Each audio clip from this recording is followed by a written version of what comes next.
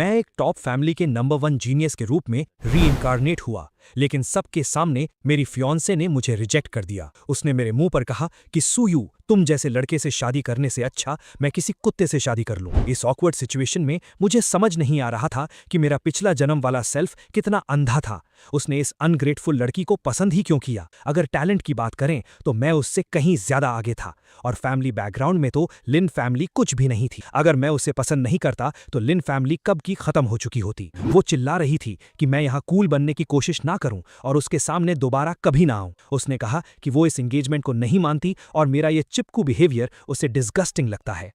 मैंने बोर होकर उससे कहा कि तुम बहुत लाउड हो, थोड़ा शांत रहो। एंगेजमेंट तोड़नी है तो तोड़ दो, इसमें इतना चिल्लाने की क्या जरूरत है? मेरी बात सुनकर वो शॉक रह गई। वहां खड़े भीड़ में लोग आपस में बात करने लगे कि क्या सूयू ने सच में ब्रेकअप एक्सेप्ट कर लिया है? ये क्या हो रहा है? प्लॉट ट्विस्ट कैसे आ गया? एक लड़का तो तुरंत अपने डैड को कॉल करने भाग गया ताकि वो अपनी फैमिली को इस न्यूज के बारे में अलर्ट कर सके। उसने मुझसे कहा कि सिर्फ बातों पर उसे विश्वास नहीं है, क्या मैं स्वेर कर सकता हूं?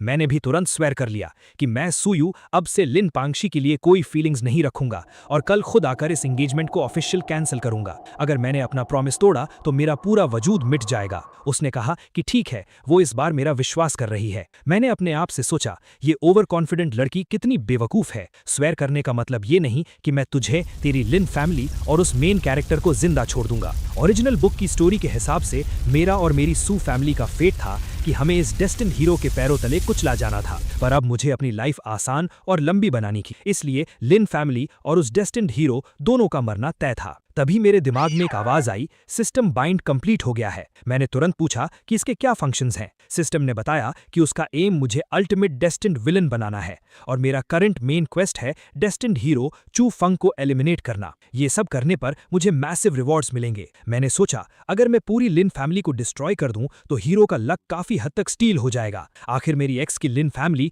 मेरी सू फैमिली के रिसोर्सेज यूज करके ही तो इस चू फंग को ट्रेन कर रही थी। लिन पांगशी ने एटीट्यूड दिखाते हुए कहा कि अब बातें क्लियर हो गई हैं तो वो जा रही है और कल घर पर मेरा वेट करेगी। उसने मुझे ताना मारा कि मैं प्रॉमिस ना तोड़ूं वरना मारा जाऊंगा। जैसे ही वो मुड़ने लगी, मैंने उसे रोका। मैंने कहा कि जब तुम्हें मुझसे और मेरी फैमिली से कोई रिलेशन नहीं रखना तो तुम्हारे हाथ में जो B rank extraordinary alloy weapon है और जो रिंग तुमने पहनी है वो दोनों मुझे वापस कर दो, क्योंकि अब तुम इनके लायक नहीं हो। वो गुस्से से बोली कि सूयू, तुम्हारा क्या मतलब है? क्या तुम गिफ्ट की हुई चीजें वापस मांगते हो? मैंने कॉन्फिडेंटली रिप्लाई किया कि जब तुमने ही कहा कि तुम्हें मुझसे कोई वास्ता नहीं रखना तो मेरी सू फैमिली की चीजें मैं वापस क्यों ना लूं? और वैसे भी मैं तुमसे रिक्वेस्ट नहीं कर रहा हूं। मैंने उसे टॉन्ट किया कि क्या वो सिर्फ फ्री के बेनिफिट्स लेना चाहती है? क्या उसे लगता है कि सू फैमिली को कोई भी बुली कर सकता है? तभी वहां एक नया कैरेक्टर हीरो की एंट्री मारता है और कहता है कि क्या सू फैमिली का यंग मास्टर सिर्फ लड़कियों को बुली करना जानता है। लोगों ने तुरंत उसे पहचान लिया, ये सीनियर ईयर क्लासरूम का चू फेंग था। मैंने उससे पूछा कि उसका लिन पैंगसी के साथ क्या रिलेशन है।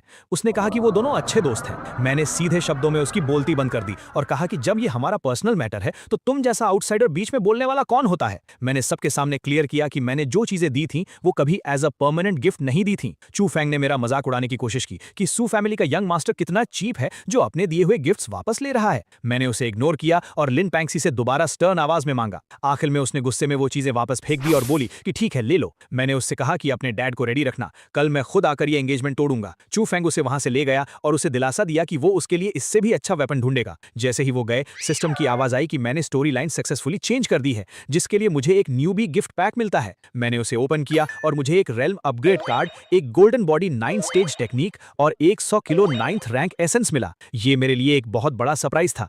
मैंने सोचा, सिर्फ एक छोटा सा प्लॉट चेंज करने पर इतने मैसिव रिवॉर्ड्स मिले हैं, तो अगर मैं आगे चलकर चू फेंग के बड़े अपॉर्चुनिटी स्टील कर लूं तो क्या मुझे मार्शल सेंट लेवल के रिवॉर्ड्स मिलेंगे? ये सोचकर ही मैं पूरा हाइप हो गया। दूसरी तरफ लिन फैमिली के घर में सीन बिल्कुल अलग था। लिन पैंगसी के डैड उसे डांट रहे थे कि उसने बिना पूछे सूयू से एंगेजमेंट तोड़ने का स्टेप क्यों लिया, और वो वहां बस रोने का ड्रामा कर रही थी। उसने अपने डैड से कहा कि आप सूयू से इतना डरते क्यों हैं? वो तो बस अपनी फैमिली की वेल्थ पर उड़ने वाला एक रिच किड है। उसने अपने डैड को याद दिलाया कि वो जल्द ही 8th रैंक पार करने वाले हैं, इसलिए अब उन्हें सू फैमिली के आगे झुकने की जरूरत नहीं है। वो अपने डैड को मैनिपुलेट कर रही थी कि उन्हें अपनी लिन फैमिली की पुरानी ग्लोरी वापस लानी चाहिए। उसके डैड उसकी इन बातों में आ गए। उन्होंने डिसाइड किया कि जब आज मैं उनके घर आऊंगा तो वो मुझे अच्छे से लेसन सिखाएंगे और एंगेजमेंट तोड़ने के साथ साथ मुझसे माफी भी मंगवाएंगे, क्योंकि उन्हें लगता था कि उनकी बेटी मुझसे कहीं ज्यादा बेटर है। तभी मैंने उनके घर के हॉल में एंट्री ली और एक कोल्ड स्माइल के साथ पूछा, लिन फैमिली के हेड, मुझे समझ नहीं आया कि आप किस तरह की माफी चाहते हैं और क्या आपने मेरी सू सू फैमिली की सारी चीजें रेडी रखी हैं। उन्होंने अपना फेक एटीट्यूड बनाए रखा और कहा कि सूयू, मैं तुम्हारा ब्रेकअप एक्सेप्ट करता हूं, लेकिन कल तुमने मेरी बेटी की जो इंसल्ट की है उसके लिए तुम्हें उससे माफी मांगनी होगी, वरना मैं खुद सू फैमिली के पास जाकर पूछूंगा कि उन्होंने तुम्हें क्या मैनर सिखाए हैं। उनकी बातें सुनकर मुझे हंसी आ गई। मैंने सीधा उनकी औकात दिखाते हुए कहा कि तुम सिर्फ एक 7th रैंक के पीक मार्शल आर्टिस्ट हो, तुम्हारे अंदर इतनी हिम्मत कहां से आई मेरी फैमिली को क्वेश्चन करने की। ये सुनकर वो चिल्ला उठे कि मैं इंसोलेंट हूं और क्या मेरे बड़ों ने मुझे एक ग्रैंड मास्टर की रिस्पेक्ट करना नहीं सिखाया। मैंने उनसे काउंटर किया कि ग्रैंड मास्टर की रिस्पेक्ट तो करनी चाहिए, लेकिन तुम किस स्टेटस से मुझ पर प्रेशर डालने की कोशिश कर रहे हो, तुम्हारी 7th रैंक की कल्टीवेशन से या इस फर्स्ट ईयर फैमिली हेड होने की घमंड से। तभी वहां चू फेंग टपक पड़ा और बोला कि सुयू, तुम ग्रैंड मास्टर से ऐसी लैंग्वेज में बात नहीं कर सकते, भूलो मत कि वो पैंशी के डैड हैं। मैंने उसे कंप्लीटली इग्नोर किया। पैंशी चिल्लाकर बोली कि उसकी फैमिली ने एंगेजमेंट तोड़ना एक्सेप्ट कर लिया है, इसलिए अब हमारा कोई रिलेशन नहीं बचा और मैं यहां से जा सकता हूं। मैंने काम आवाज में कहा कि अगर ऐसी बात है तो मेरी सू फैमिली की तरफ से दिए गए सारे एंगेजमेंट गिफ्ट्स मुझे वापस चाहिए। मैंने लिस्ट गिना दी, 20 kilo 8th rank essence, 2 A rank weapons, 3 B rank weapons और कई प्रॉपर्टीज के शेयर्स। ये सब सुनते ही उनके होश उड़ गए, क्योंकि इन सबको वापस लौटाने का मतलब था कि लिन फैमिली की पूरी वेल्थ 70% तक गिर जाएगी। मैंने उनसे पूछा कि क्या उन्होंने मेरा सामान रेडी नहीं रखा। पैंशी चिल्लाने लगी कि मैं कितना बेशरम हूं। उसका कहना था कि जब ब्रेकअप मैंने खुद इनिशिएट किया है तो गिफ्ट्स वापस मांगने का मुझे कोई राइट नहीं है। चू फेंग भी बीच में अपनी हीरोगिरी दिखाते हुए बोला कि अगर मैं सच में एक मर्द हूं तो मुझे समझना चाहिए कि ब्रेकअप के बाद दाउरी वापस नहीं मांगी जाती। लिन फैमिली के हेड ने भी कह दिया कि गिफ्ट्स वापस नहीं मिलेंगे और अगर मैं अभी वहां से निकल जाऊं तो वो मेरी डिसरिस्पेक्ट को माफ कर देंगे। ये सुनकर मैं जोर से हंसने लगा। वो गुस्से में आग बबूला हो गया और उसने मुझ पर अटैक करने की कोशिश की,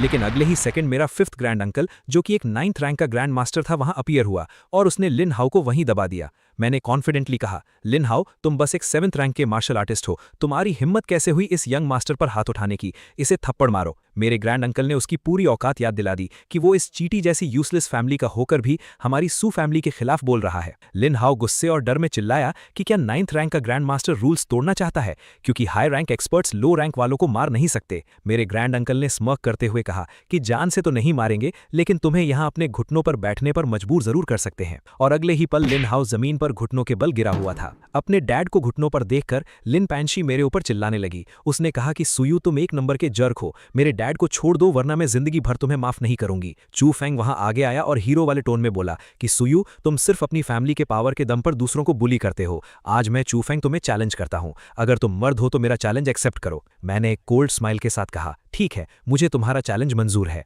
हम दोनों के बीच फाइट शुरू हुई और एक ही झटके में मैंने उसकी पूरी स्पीड और पावर को काउंटर कर दिया। वो होश खो बैठा और चिल्लाया कि ये इम्पॉसिबल है, तुम 6th रैंक के मार्शल आर्टिस्ट कैसे बन गए, कल तक तो तुम सिर्फ अर्ली 5th रैंक थे। मैंने उसे मॉक करते हुए कहा कि छोटे बेवकूफ, इस दुनिया में ऐसी बहुत सी बातें हैं जो तुम्हारी समझ से बाहर हैं। मैंने ऑब्जर्व किया कि उसकी पावर ठीक ठाक थी और उसके अटैक्स में 5th रैंक जैसी स्ट्रांग मेंटल एनर्जी छुपी हुई थी। वो जमीन पर गिरते हुए चिल्लाया कि उसे ये डिफीट मंजूर नहीं है। तुरंत मेरे माइंड में सिस्टम का प्रॉम्प्ट आया। प्रोटैगनिस्ट की मेंटल स्टेट काफी डिस्टर्ब हुई है। सक्सेसफुली प्रोटैगनिस्ट को हिट करने के लिए आपको 1000 विलन पॉइंट्स मिलते हैं। मैंने मन ही मन सोचा, सिर्फ एक छोटा सा अटैक और सीधा 1000 पॉइंट्स। ये चूफेंग तो मेरे लिए एक सोने का अंडा देने वाली मुर्गी बन गया है। चूफेंग गुस्से में पागल हो गया, कहने लगा कि मैंने जरूर कोई घटिया ट्रिक यूज की है और वो दोबारा अटैक करने दौड़ा, लेकिन मैंने उसके अटैक को किसी बच्चे के खिलौने की तरह रोक लिया।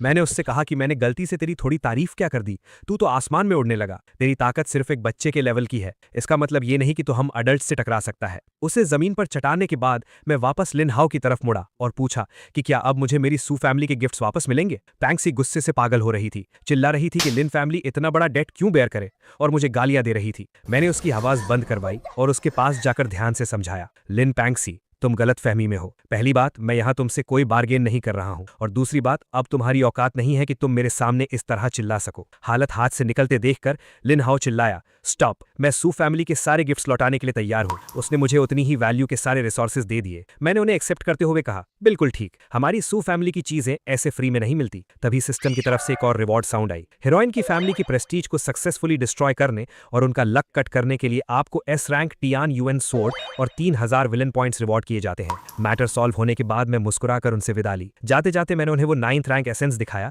और टॉन्ट मारते हुए कहा कि वैसे कितने दुख की बात है, मैं ये प्रेशियस एसेंस लिन फैमिली के हेड को गिफ्ट करना चाहता था, लेकिन अब तुम इसके लायक नहीं रहे। मैंने सबके सामने ओपनली अनाउंस कर दिया कि आज से सू फैमिली और लिन फैमिली के बीच कोई कनेक्शन नहीं होगा। सारे बिजनेस टाइज कट।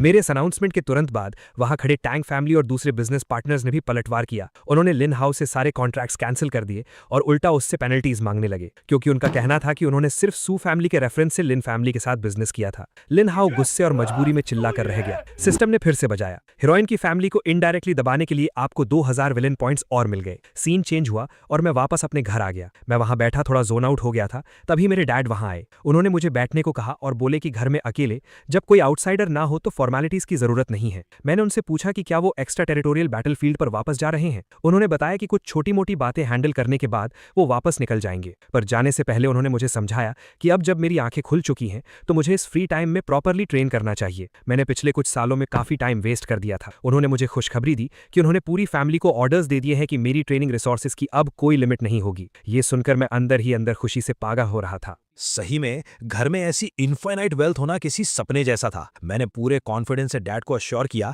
कि इस बार मैं क्योटो मार्शल आर्ट्स यूनिवर्सिटी के ग्रेजुएशन एग्जाम में टॉप पोजीशन लेकर आऊंगा। डैड ने एक प्राउड स्माइल दी और कहा कि अब वो टेंशन फ्री हैं और मुझे लिन फैमिली के बारे में सोचने की कोई जरूरत नहीं है। उन्होंने पहले ही अपने लोगों को उनका सफाया करने का ऑर्डर दे दिया है। जब मैं अकेला था मैंने अपना स्टैट्स पैनल ओपन किया। मुझे पता था कि ये सारे विलन पॉइंट्स सिस्टम की शॉप में काम आएंगे। जब मैंने शॉप चेक की तो वहां ऐसे लेजेंडरी आइटम्स थे जिन्हें देखकर किसी भी हाई लेवल मार्शल सेंट की आंखें खुली की खुली रह जाएं। पर मैं बिल्कुल रिलैक्स था, क्योंकि मुझे पता था कि आगे चलकर चू फंग के पास आने वाली सारी हिडन अपॉर्चुनिटीज को मैं चुरा लेने वाला हूं, तो पॉइंट्स की तो कमी आने ही वाली नहीं थी। मैंने प्लान बनाया कि इन पर थोड़ा और प्रेशर डाला जाए। मैंने अपने एक सबऑर्डिनेट को कॉल किया और ऑर्डर दिया कि मीडिया में ब्रेकअप की खबर स्प्रेड कर दो, लेकिन ट्विस्ट ये डालना कि लिन पैंगशी और चू फंग का चक्कर चल रहा था और लिन फैमिली ओपनली इस चू फंग पर अपना पैसा उड़ा रही थी। उसने तुरंत ऑर्डर एक्सेप्ट किया और जल्द ही हर जगह न्यूज हेडलाइंस बन गई। शॉकिंग, लिन फैमिली की शहजादी ने एंगेजमेंट तोड़ी क्योंकि वो सीक्रेटली किसी और आदमी को स्पॉन्सर कर रही थी। लोग आर्टिकल्स पढ़कर उनका मजाक उड़ाने लगे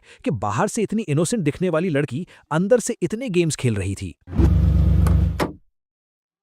अगले ही दिन लिन पैंगशी गुस्से से भरी हुई मेरे पास आई। वो चिल्ला रही थी कि सूयू, तुम एक नंबर के जर्क हो। तुमने मेरे और चू फंग के बारे में इतनी घटिया बातें फैलाकर मेरा नाम खराब कर दिया है। मुझे आज के आज एक एक्सप्लेनेशन चाहिए। मैंने फुल इनोसेंट होने की एक्टिंग करते हुए उससे पूछा, कैसा एक्सप्लेनेशन? मैंने थोड़ी ना मीडिया से कुछ कहा है। सबको पता है कि हमारा ब्रेकअप लोगों के सामने हुआ था, और वैसे भी जब तुम्हारी एंगेजमेंट मेरे साथ हो चुकी थी तब तुम उस चू फंग के इतना क्लोज क्यों घूमती थी? क्या इसमें तुम्हारी थोड़ी सी भी गलती नहीं है? उसने रोते हुए चिल्लाया कि वो और चू फंग सिर्फ अच्छे दोस्त हैं और लोगों की सोच इतनी घटिया है। मैंने कोल्डली रिप्लाई किया कि लोगों की सोच कैसी भी हो, मुझे उससे क्या फर्क पड़ता है। अब जब हमारा कोई कनेक्शन नहीं बचा है तो तुम मेरी नजरों से दूर हो जाओ। तुम्हें कोई राइट नहीं है यहां आकर मुझसे क्वेश्चंस पूछने का। वो रोने लगी और मुझे कोसने लगी कि वो मुझे कभी माफ नहीं करेगी। मैंने उसकी तरफ देखा भी नहीं और सिंपली गुड बाय कह दिया। वहां आसपास खड़े स्टूडेंट्स उसे और उसके उस अच्छे दोस्त को देखकर बुरी तरह ट्रोल करने लगे। स्टोरी शिफ्ट होती है मेरी यूनिवर्सिटी की तरफ। हमारे टीचर ने अनाउंस किया कि ग्रेजुएशन एग्जाम में अब सिर्फ 9 दिन बचे हैं और हमारी फाइनल क्लोज ट्रेनिंग शुरू हो चुकी है। आने वाले 8 दिनों के बाद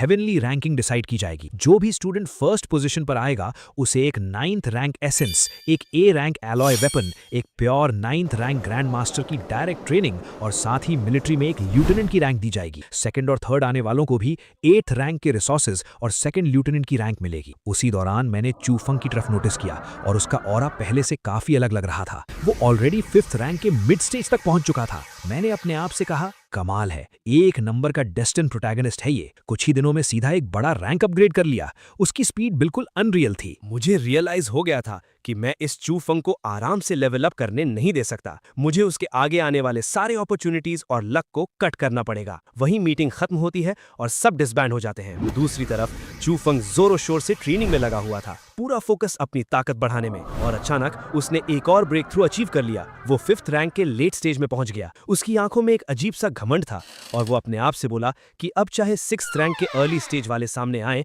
वो भी उसका सामना नहीं कर सकते। उसने कसम खाई कि वो मुझे अपने पैरों तले कुचल देगा और अपने उस पहले वाले थप्पड़ का बदला ले। फिर तो जैसे चू फंग बिल्कुल पागल ही हो गया। एक ही दिन के अंदर उसने हेवनली रैंकिंग के नंबर 9 को डिफीट कर दिया। उसने ओपनली अनाउंस किया कि ये नंबर 9 तो सिर्फ एक शुरुआत है, अब वक्त आ गया है कि रैंकिंग का नंबर 1 ये किंग भी अपनी जगह से हटे। उसने ये किंग को चैलेंज किया। पूरा ग्राउंड क्राउड से भरा हुआ था और सब ये किंग को चीयर कर रहे थे।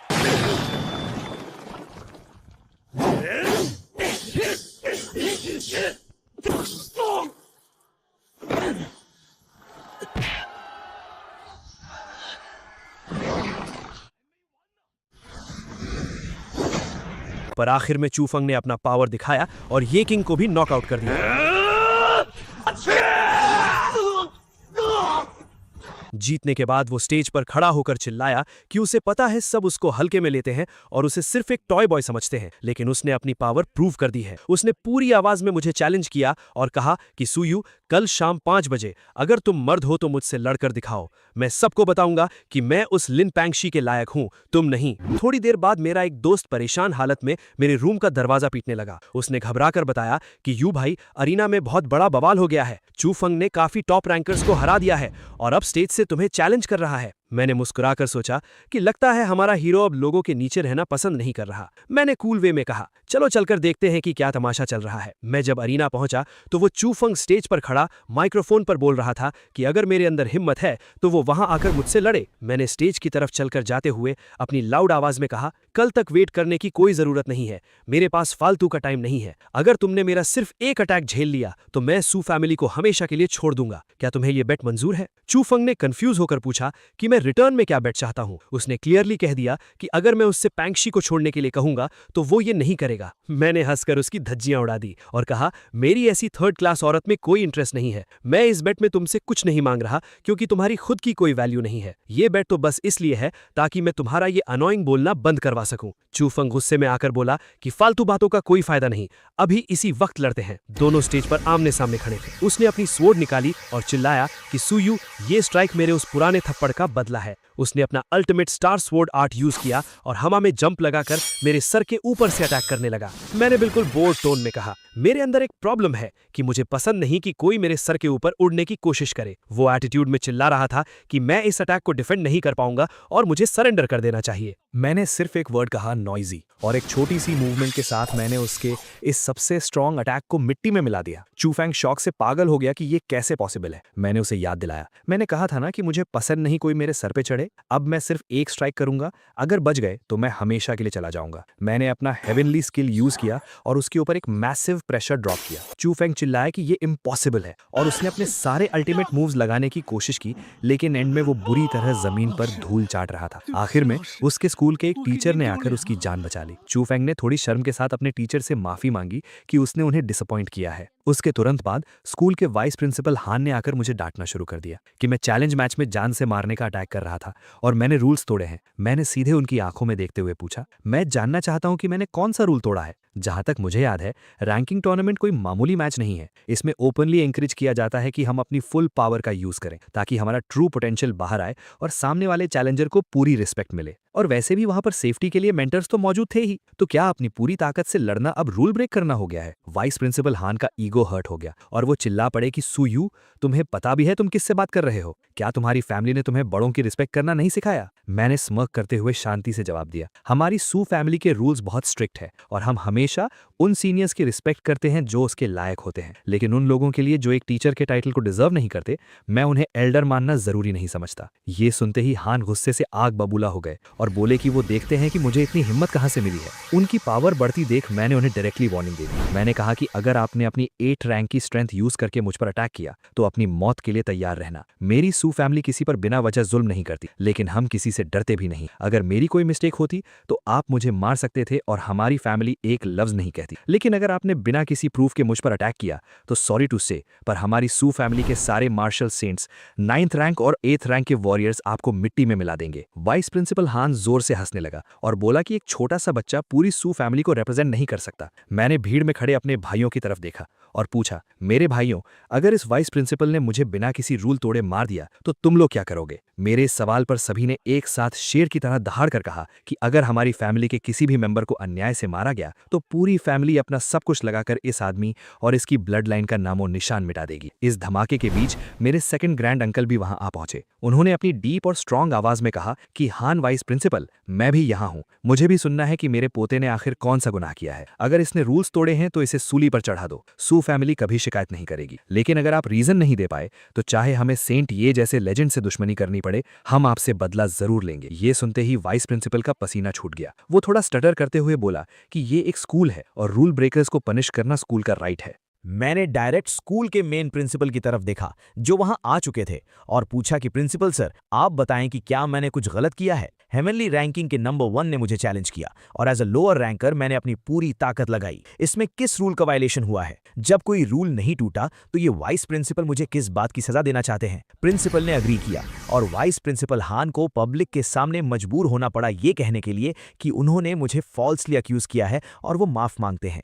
लेकिन मैंने कोल्डली आंसर दिया कि मुझे आपकी ये सॉरी एक्सेप्ट नहीं है। मेरे ग्रैंड अंकल ने एक ही झटके में हान पर एक बड़ा स्ट्राइक किया। उन्होंने कहा कि मेरी सू फैमिली पर कीचड़ उछालने की कीमत सिर्फ एक नकली माफी से नहीं चुकाई जा सकती और ये थप्पड़ एक मार्शल सेन फैमिली को डिसरेस्पेक्ट करने का नतीजा है। अपने टीचर को पिटता देखकर चू फोंग का हीरो मोड ऑन हो गया। उसने एक ड्रामेटिक लाइन मारी, सू यू, इस दिन को याद रखना, 30 साल नदी के इस पार और 30 साल उस पार। आज तुमने अपनी फैमिली की बैकिंग का फायदा उठाकर मुझे और मेरे टीचर को झुकाया है, पर एक दिन मैं खुद आकर अपने इस इंसल्ट का बदला लूंगा। मैंने बस उसकी इस मूवी जैसी डायलॉग डिलीवरी पर हंस दिया और कहा कि ठीक है बच्चे, तब तक जी जान से मेहनत करते रहना। आखिर में प्रिंसिपल ने स्ट्रिक्टली अनाउंस कर दिया कि इस चैलेंज के ट्रू विनर्स सू यू हैं। प्रिंसिपल ने एक और शॉकिंग खबर सुनाई। उन्होंने अनाउंस किया कि कल रैंकिंग लॉक होने के बाद टॉप 20 स्टूडेंट्स को हमारे 9th रैंक्ड ओल्ड प्रिंसिपल के मार्शल आर्ट्स की लेगेसी को इनहेरिट करने का चांस मिलेगा। ये सुनकर पूरे क्राउड में आग लग गई। सब एक्साइट हो गए क्योंकि एक 9th रैंक्ड ग्रैंड मास्टर की इनहेरिटेंस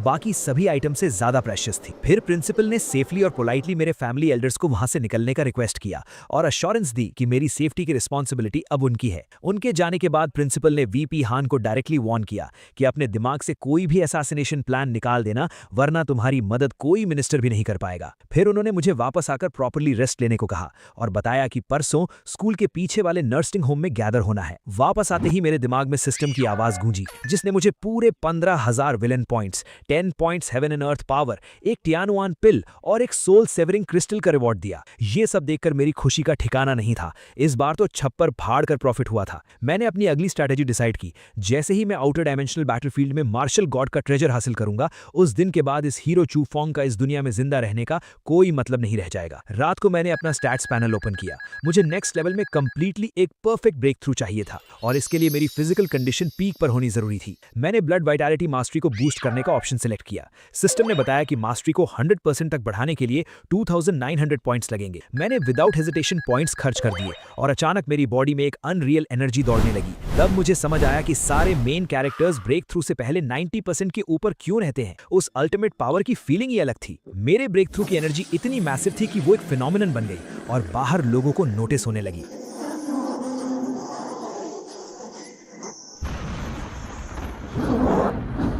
लोग आसपास पॉइंट आउट करके बोलने लगे कि सूयू के विला के ऊपर से निकल रही ये एनर्जी तो हेवनली सोल ग्रैंड मास्टर बनने की है। ये बात सुनकर मेरे ग्रैंड अंकल्स भी तुरंत वहां आ गए और उनकी आंखें हैरत से फटी की फटी रह गईं। उन्हें लगता था कि मैं एक लड़की के पीछे बर्बाद हो रहा हूं, पर उन्हें यह नहीं पता था कि मैं सीक्रेटली ग्रैंड मास्टर लेवल पर पहुंच गया था। आसमान में बिजलियां कड़कने लगी, पर वो डिस्ट्रक्शन वाली बिजलियां नहीं थी। उनके अंदर एक रिच लाइफ फोर्स छुपी हुई थी, जैसे डिस्ट्रक्शन के अंदर नया जन्म। मैंने उस लाइफ फोर्स को कैच किया और अपनी बॉडी के अंदर इमोर्टल सब्सटेंस बनाना शुरू कर दिया। कुछ देर की इंटेंसली हार्ड ट्रेनिंग के बाद मैंने आखिरकार अपने आप को 7th रैंक की ग्रैंड मास्टर रैंक में सक्सेसफुली अपग्रेड कर लिया। मेरी बॉडी ऐसे ग्लो कर रही थी जैसे अंदर एक आग जल रही हो। मैं खुद से सोचने लगा कि एक टिपिकल 7th रैंक वॉरियर के कंपैरिजन में अब मेरा कॉम्बैट पावर कितना डेडली होगा। मुझे इतना कॉन्फिडेंस था कि मैं अकेले ही आउटर स्पेस बैटलफील्ड पर किसी को भी मार सकता था। मेरे ग्रैंड अंकल ने मुस्कुराकर मेरी पूरी बॉडी का फाउंडेशन और सॉलिड ऑरा देखते हुए मेरी जमकर तारीफ। मैंने प्योरली हम्बल होकर थैंक यू कहा। उन्होंने बड़े फख्र से कहा कि जिस स्पीड से मेरा टैलेंट ग्रो हो रहा है, अगली 20 साल में मैं 9th रैंक और 50 साल के अंदर मैं एक फुल फ्लेजेड मार्शल सेंट जरूर बनूंगा। उन्होंने मुझे आराम करने का एडवाइस दिया और फिर से रिमाइंड करवाया कि कल ओल्ड नर्सिंग होम आना मत भूलना। अगले दिन जब मैं उस ओल्ड नर्सिंग होम पहुंचा, प्रिंसिपल हम सबको पुराने रिटायर्ड ओल्ड जाओ के पास ले जा रहे थे। वहां पर बैठे सारे बाकी लेजेंड्स मेरी तरफ पॉइंट आउट करके बातें कर रहे थे कि सू फैमिली की लक कितनी सॉलिड है जो इनके घर एक हेवनली सोल ग्रैंड मास्टर आया। एक एक करके सभी स्टूडेंट्स अंदर जा रहे थे और थोड़ी देर बाद अंदर जाने की बारी मेरी आई। जैसे ही मैं अंदर गया, ओल्ड जाओ ने मुझे आवाज दी और बैठने को कहा। उन्होंने मेरी ताकत देखी और एक सॉफ्ट स्माइल देते हुए बोले, हमारे स्कूल में एक हेवनली सोल ग्रैंड मास्टर आया है, पर अनफॉर्चुनेट रियलिटी ये है कि मेरी ये मार्शल आर्ट्स लेगेसी तुम्हारे नेचर को सूट नहीं करती और उसके लिए मैंने किसी और को सिलेक्ट किया हुआ है। लेकिन एज अ सीनियर मैं तुम्हें किसी भी मार्शल आर्ट टेक्निक के बारे में गाइड कर सकता हूँ। पूछो तुम क्या जानना चाहते हो। मैंने उन्हें डायरेक्टली देखते हुए रिस्पेक्टफुली कहा कि मुझे कोई टेक्निक नहीं चाहिए, मुझे बस उस स्पेसिफिक रूइन यानी उस मिस्टिक खंडहर का की चाहिए। क्या आपको उसके सीक्रेट्स पता हैं? ओल्ड जाओ का चेहरा थोड़ा सीरियस हो गया। उन्होंने कहा कि वो पर्सनली कंफर्म कर सकते हैं कि अंदर के सीक्रेट का मार्शल गॉड से दूर दूर तक कोई रिलेशन नहीं। मुझे उनकी इस कंफर्मेशन से समझ आ गया था कि मेरा टारगेट कंफर्म है। फिर ओल्ड जाओ ने एक रिक्वेस्ट रखी। उन्होंने कहा कि 19th सिटी में उनके एक बहुत पुराने दोस्त का बेटा रहता है। अगर मैं आने वाले 100 सालों तक उसकी प्रोटेक्शन की रिस्पॉन्सिबिलिटी लेता हूं तो वो की वो मुझे दे देंगे। मैंने विदाउट एनी डाउट ये डील फाइनल कर दी। मैंने कहा 100 साल की प्रोटेक्शन तो एक बहुत छोटी चीज है। अगर उसके अंदर अच्छा टैलेंट हुआ तो मेरी सू फैमिली उसको टॉप टियर रिसोर्सेज देकर एज अ लेजेंड ट्रेन करेगी। ये सुनकर ओल्ड जाओ बहुत सेटिस्फाई हुए और उन्होंने मुझे वो की सौंप दी। उन्होंने अपनी पसंद की एक और रेयर मिस्टीरियस आइटम मुझे पकड़ा दी, ये कहते हुए कि अब उनका अंत पास है तो इन सब का उन्हें कोई काम नहीं है, बस उनके उस दोस्त के बेटे का थोड़ा ध्यान रखना। मेरे मन में ख्याल आया कि वाह, ये चूफंग का एक और बड़ा अपॉर्चुनिटी मैंने चुरा लिया। फिर उन्होंने हंसकर मुझे बाहर भेज दिया ताकि वो बाकी के स्टूडेंट्स को अपनी रियल लेगेसी दे सके। बाहर आते ही सिस्टम का प्रॉम्प्ट आ गया, अपने दुश्मन प्रोटैगनिस्ट की अल्टीमेट अपॉर्चुनिटी चुराने के लिए बधाई हो, आपको एक स्टार शैटरिंग रैंक वेपन दिया जाता है। स्कूल ने फाइनल नोटिस रिलीज किया कि अब हमें ठीक 7 दिन बाद असेंबल होना है। हम सब की final testing extra territorial battlefield पर होगी और हमारा प्राइमरी गोल वहां जिंदा बचकर वापस आना था। कैमरा शिफ्ट होता है दूसरी तरफ, जहां चू फेंग ने अपने आइसोलेशन की ट्रेनिंग कंप्लीट कर ली थी और सीधा लिन फैमिली के दरवाजे पर उनसे मिलने आया। लिन हाओ और उसके मेंबर्स ने उसको वीआईपी की तरह अंदर इनवाइट किया। लिन हाओ ने अपने घर वालों को प्राउडली कहा, देखा, मैं तुम लोगों से पहले ही कह रहा था कि उसको अपना प्रेशियस बी रैंक वेपन देकर मैंने कोई गलती नहीं की। चू फेंग ने बहुत आदर भरे स्वर में कहा कि अगर सू फैमिली की इतनी बड़ी थ्रेट के बाद भी उन्होंने उसका सपोर्ट ना किया होता तो उसका यह अचीवमेंट पॉसिबल नहीं था। फिर उसने लिन पैंगशी की आंखों में देखते हुए कहा, मैं वापस आ गया हूं और अब मेरी सारी जिंदगी सिर्फ तुम्हें प्रोटेक्ट करने में जाएगी, कोई भी तुम्हें दुख नहीं दे पाएगा। वो ब्लश करने लगी। लिन हाओ ने जल्दी से बीच में बोलते हुए उसे बैठने को कहा और रिक्वेस्ट की कि एक्स्ट्रा टेरिटोरियल बैटलफील्ड में वो उनकी बेटी और लिन फैमिली के बाकी स्टूडेंट्स का ध्यान रखें। चू फेंग ने दिल पर हाथ रखकर कहा कि जिस फैमिली ने उस पर इतना बड़ा एहसान किया है वो उन्हें कभी भूल नहीं सकता। इसके बाद चू फेंग ने अपने मास्टर प्लान को रिवील किया। उसने बताया कि कैसे लोग और नॉर्मल स्टूडेंट्स सू फैमिली की गुंडागर्दी और उनके उस एटीट्यूड से नफरत करने लगे हैं जहां वो अपने आप को सभी से ऊपर समझते हैं। चू फेंग ने लिन हाओ को एक स्पेशल अलायंस बनाने का आइडिया दिया जिसमें सारी सेकंड और थर्ड टियर फैमिलीज एकजुट होकर इन टॉप लेवल एलीट्स और सू फैमिली के खिलाफ आउटर बैटलफील्ड में खड़ी होंगी। लिन हाओ खुशी से राजी हो गया और उन अलायंस को असेंबल करने की रिस्पॉन्सिबिलिटी ले ली। पूरा एटमॉस्फेयर काफी पॉजिटिव हो गया और फाइनली लिन हाओ वहां से खिसक गया ये बोलकर कि तुम दोनों यंगस्टर्स कितने दिनों बाद मिले हो तो थोड़ी देर गार्डन में अकेले बैठकर टाइम स्पेंड करो। कुछ दिन गुजरने के बाद हम सबकी यूनिवर्सिटी की team finally extra territorial battlefield की तरफ रवाना हो गई। मैंने अपने आप से मन में डिसाइड कर लिया था कि अब वक्त आ गया है सबको दिखाने का कि एक सच्ची मार्शल सेंट फैमिली की धांसू ताकत क्या होती है। रस्ते में हेड ऑफिसर ने एक लंबा मोटिवेटिंग स्पीच दिया। उसने सबसे कहा कि तुम सब आने वाले ड्रैगन कंट्री के फ्यूचर पिलर्स हो, लेकिन ये बैटलफील्ड बच्चों का खेल नहीं है। यहाँ एलियन रेसेस के एक्सपर्ट से तुम्हारी सीधी टक्कर होगी जिन्होंने मौत को बहुत करीब से देखा है। उसने बताया कि जो लोग इस ब्लड बाथ को सर्वाइव कर लेंगे वो कंफर्म 6th रैंक या 7th रैंक के स्ट्रॉन्ग ग्रैंड मास्टर बनकर लौटेंगे। उसने सबको जिंदा वापस आने की विश दी। कुछ वक्त के ट्रैवल के बाद हम सब आखिर उस मिस्टीरियस जगह the 10,000 year loan city land हुए। वहां पर 9th सिटी के जनरल किन तुओ ने हमारा लाउडली स्वागत किया। उन्होंने बताया कि हमारी बेसिक अकोमोडेशन का इंतजाम कर लिया गया है और सब लोग आराम करने के बाद ठीक 5 बजे प्लाजा के मेन एरिया में इकट्ठे होंगे। वहां जाते हुए बीच रास्ते में हीरो चू फेंग मेरे पास आया और सीधे मुंह बोलने लगा, सुयू, अब हम आउटर स्पेस बैटलफील्ड में आ चुके हैं। यहां पर मैं तुम्हें समझाऊंगा कि आम लोगों की यूनियन में कितनी पावर होती है। तुम जैसा घमंडी रिच किड सिर्फ मनी पर फोकस करता है, पर तुम्हें जनरल पब्लिक और वॉरियर्स की सपोर्ट कभी नहीं मिलेगी। मेरा सबॉर्डिनेट चू फेंग को घूर कर मुझे धीरे से बोला कि बॉस, आखिर लोगों को ये क्यों लगता है कि इन्होंने हमें बॉयकॉट किया है, बल्कि असली रियलिटी तो कुछ और ही है। मैंने स्माइल करते हुए एक ठंडी आवाज में जवाब दिया, शायद इन गधों को अपने ऊपर कुछ ज्यादा ही कॉन्फिडेंस आ गया है। थोड़ी देर में ही चू फेंग ने दूसरी यूनिवर्सिटीज और नॉर्मल फैमिलीज के स्टूडेंट्स से नेटवर्क करना शुरू कर दिया। उसकी नजर मिलिट्री एकेडमी के एक स्टूडेंट फैंग हाओ पर पड़ी। उसने उसके पास जाकर खुद को इंट्रोड्यूस किया कि अगले 4 साल तक हमें मिलकर एक दूसरे की सपोर्ट करनी है।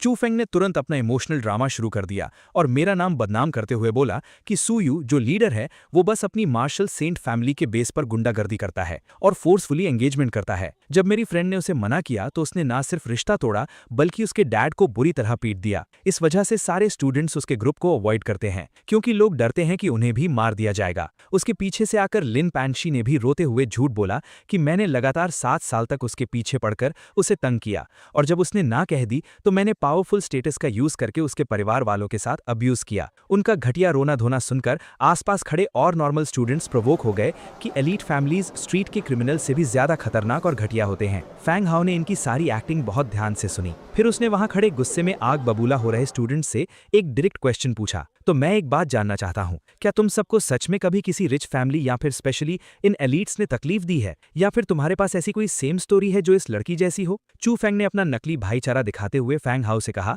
कि इन एलीट लोगों के नेचर बहुत एक्सट्रीम होते हैं और तुम्हें धोखेबाजी से सावधान रहना चाहिए। लेकिन फैंग हाओ का एक्सप्रेशन कंप्लीटली चेंज हो गया और उसने एक लाउड और बोल्ड वॉइस में मेरी तरफ देखकर पुकारा, बॉस सू, तो क्या मार्केट में उड़ रही खबरों में आने वाला वो नया टॉय बॉय और आप पर एटीट्यूड दिखाने वाली घटिया औरत यही दोनों हैं? भाई ये तो बिल्कुल परफेक्ट जोड़ी लग रही है। चू फेंग हकलाते हुए बोला कि ये तुम क्या बोल रहे हो और उसका मतलब क्या है? फैंग हाओ एक जबरदस्त हंसी देकर बोला कि मेरा सिंपल मतलब यही है कि मैं तुम पर और तुम्हारी साइड में खड़ी इस फेक औरत पर पूरे दिल से हंस रहा हूं। फिर फैंग हाओ अपनी एकेडमी के बाकी लॉन्डों की तरफ मुड़ा और चिल्लाकर पूछा कि भाइयों और मेरे एकेडमी के सोल्जर्स, मुझे इस एक डाउट का आंसर देना, तुम इन लोगों पर विश्वास करते हो या अपने बॉस सूयू पर? मैंने भीड़ की तरफ कदम बढ़ाते हुए उन्हें उस कुएं के मेंढक की कहावत सुनाई। मैंने उन लोगों की आंखों में झांकते हुए पूछा कि क्या तुम सबको सच्ची में लगता है कि तुम्हारे चंद खोखले शब्दों से पूरी दुनिया को बेवकूफ बनाया जा सकता है? चू फेंग का पसीना निकल गया और वो बोला कि सूयू, आखिर तुमने ये कौन सा नया प्लान तैयार कर लिया है? फैंग हाओ ने अकड़ते हुए जवाब दिया, भूल जाओ कि यहाँ किसी ने गेम खेला है। तुम्हारी और उस लिन फैमिली की रियलिटी की इन्वेस्टिगेशन हम सालों पहले निकाल चुके हैं। अगर हम यहाँ इस आउटर बैटलफील्ड के रूल्स में फंसे ना होते ना, तो हमारे एकेडमी के पूरे 3000 स्टूडेंट्स सिर्फ तुम दोनों से अकेले में चैट करने के लिए सीधा तुम्हारे घर में घुस गए होते। मैंने भीड़ में लाउड वॉइस में कहा, मेरे भाइयों, इन्हें लाउडली बताओ, क्या तुम्हें लगता है कि सूयू किसी के घर में फोर्सफुली घुसकर उसे बुली करता है? पूरे 3000 सोल्जर्स ने एक साथ चिल्लाकर कहा, बिल्कुल नहीं। मैंने उन जनरल स्टूडेंट्स की तरफ उंगली की और पूछा, तो अब बताओ चू फेंग, ये लोग तुम्हारी सिंगल झूठी स्टोरी पर यकीन करेंगे या मेरे इन 2762 हार्ड वर्किंग ब्रदर्स पर? मैंने वापस उन भाइयों से पूछा, क्या तुम्हें मेरी फैमिली के उस हाईएस्ट मार्शल सेंट रैंक से डर लगता है? उन्होंने कहा, कभी नहीं। फिर मैंने डीपली लास्ट सवाल किया, इन बेवकूफ लोगों को बताओ कि जिस शांति भरी जमीन पर ये लोग रोज रहते हैं, जिन शहर में अपने घर वालों के साथ मजे लेते हैं, उन्हें बॉर्डर पर कौन अपने खून से प्रोटेक्ट करता है? सबने एक साथ बोला, हमारे प्राउड मार्शल सेंट्स। मैंने आगे पॉइंट आउट किया कि इस एकेडमी में खड़े इनमें से किसी का भी बाप अमीर नहीं है, ये किसी एलीट फैमिली से बिलोंग नहीं करते। इन सब की स्टोरी बॉटम से शुरू हुई थी। सब ने मेहनत करके बिना पैसे लगाए इन स्कूल्स और एकेडमी में एंट्रेंस निकाली,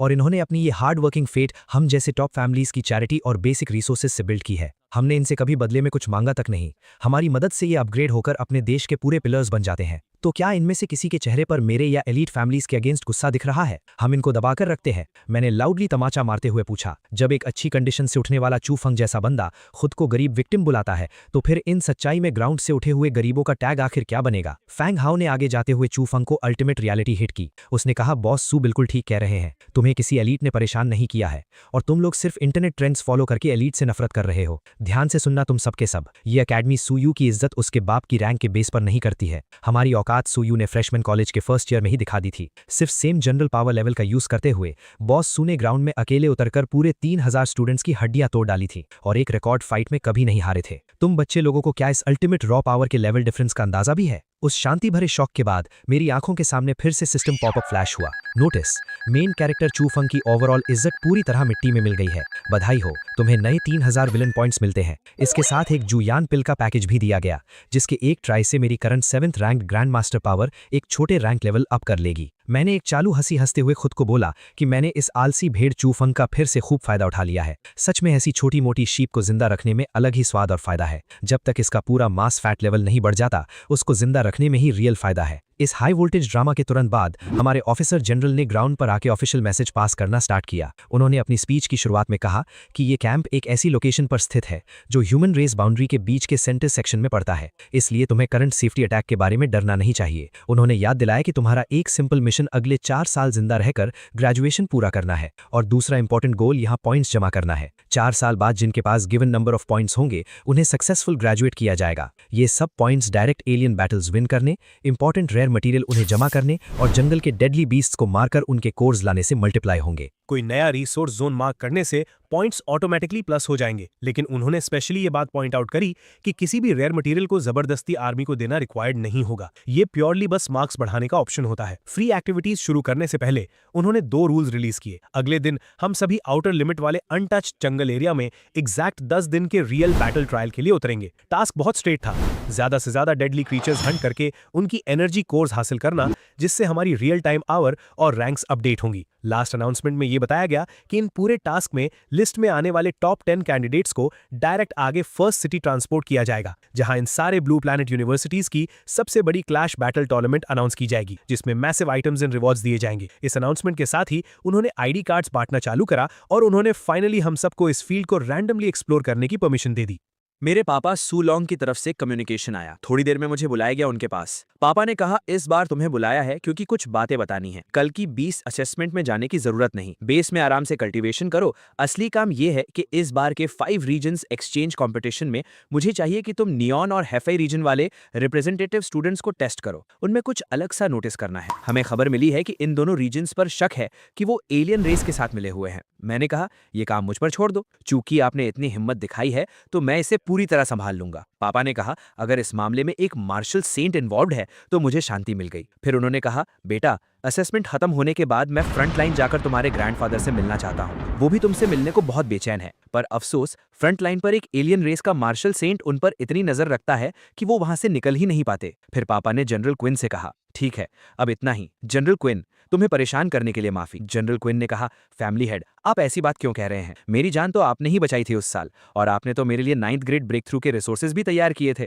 मैं तो सिर्फ यंग मास्टर को बुलाने आया हूं, कोई बड़ी बात नहीं। पापा ने ठीक किया, रिसोर्सेज तो तुमने अपनी मिलिट्री मेरिट से एक्सचेंज किए थे, मैंने तैयार नहीं किए थे। ये बात साफ रहनी चाहिए। मैंने जनरल क्विन को बधाई दी। कंग्रेचुलेशंस जनरल क्विन, आप जल्द ही 9th ग्रेड ग्रैंड मास्टर बनने वाले हैं। लगता है आपका लेफ्टिनेंट जनरल तक प्रमोट होना भी बस वक्त की बात है। जनरल क्विन ने हंसते हुए कहा, सू यंग मास्टर मजाक कर रहे हैं, ये तो सिर्फ लक है। फिर उन्होंने कहा, चलो मिलिट्री बेस में कुछ खाते हैं। इतने सालों से नहीं आए तो शायद बीस्ट मीट का स्वाद ही भूल गए होंगे। असेसमेंट खत्म होने पर चू फैंग ने एक डरावना सा स्कोर बनाया। 7280 पॉइंट्स के साथ 20 7वें ग्रेड के बीस्ट को मारकर पहला नंबर लिया। ये चिंग दूसरे नंबर पर, फैंग टिंग तीसरे नंबर पर, और इस तरह एक्सचेंज कंपटीशन की सीट्स ऑफिशियली लॉक हो गई। इंस्ट्रक्टर ने कहा, मैं पहले सिटी लॉर्ड के रेसिडेंस में रिपोर्ट देने जाता हूं, तुम सब यहां आपस में मिल लो। फिर वहां कंपटीशन के दौरान एक छोटा सा ड्रामा शुरू हो गया। एक आदमी लिन पैंक्सी को छेड़ते हुए बोला, सुंदर हो पर सिर्फ 5th ग्रेड होकर भी कंपटीशन में आ गई। लगता है तुम्हारे ज़ेनजियांग की मार्शल डाउ बहुत कमजोर हो गई है। आज रात किसी जगह बैठकर थोड़ा ड्रिंक नहीं करते? वो लड़की गुस्से में बोली, कितना घिनौना आदमी है। उसके पास खड़े चू फैंग ने कहा, अभी हाथ मत उठाओ, इन्हें थोड़ी देर और जीने दो, अरीना में मैं इन्हें इसकी कीमत चुकवा दूंगा। फिर अचानक एक लड़की अरीना में आई। वो आदमी फिर बोला, सुंदर हो, मैं तुम्हें अलग से बात करने के लिए इनवाइट करना चाहता हूं। थोड़ी मार्शल डाउ की डिस्कशन कर लेते हैं, कैसा रहेगा? Get lost. उसने जवाब दिया, औरत, ये ऑर्डर है, रिक्वेस्ट नहीं। तभी मैं वहां पर गया और उसे जमीन पर दे मारा। हम जैसे लोगों से बात कर पाना तुम्हारी जिंदगी का सबसे बड़ा सौभाग्य है। अगर ठीक से बोलना नहीं आता तो चुप ही रहो। वो गुस्से में फट पड़ा, कमीने, मुझे हाथ लगाने की हिम्मत कैसे की? मैं जरूर तुम्हें इसकी भारी कीमत चुकवाऊंगी, छोड़ो मुझे। किसी ने उसे रोका। फिर वो बोली, आज अगर कोई जवाब नहीं मिला तो ये मामला यहीं खत्म नहीं होगा। मैंने कहा, धमकी दे रही हो मुझे? वो फिर बोली, कमीने, ले मेरा एक पंच। तभी झगड़ा शुरू हो गया।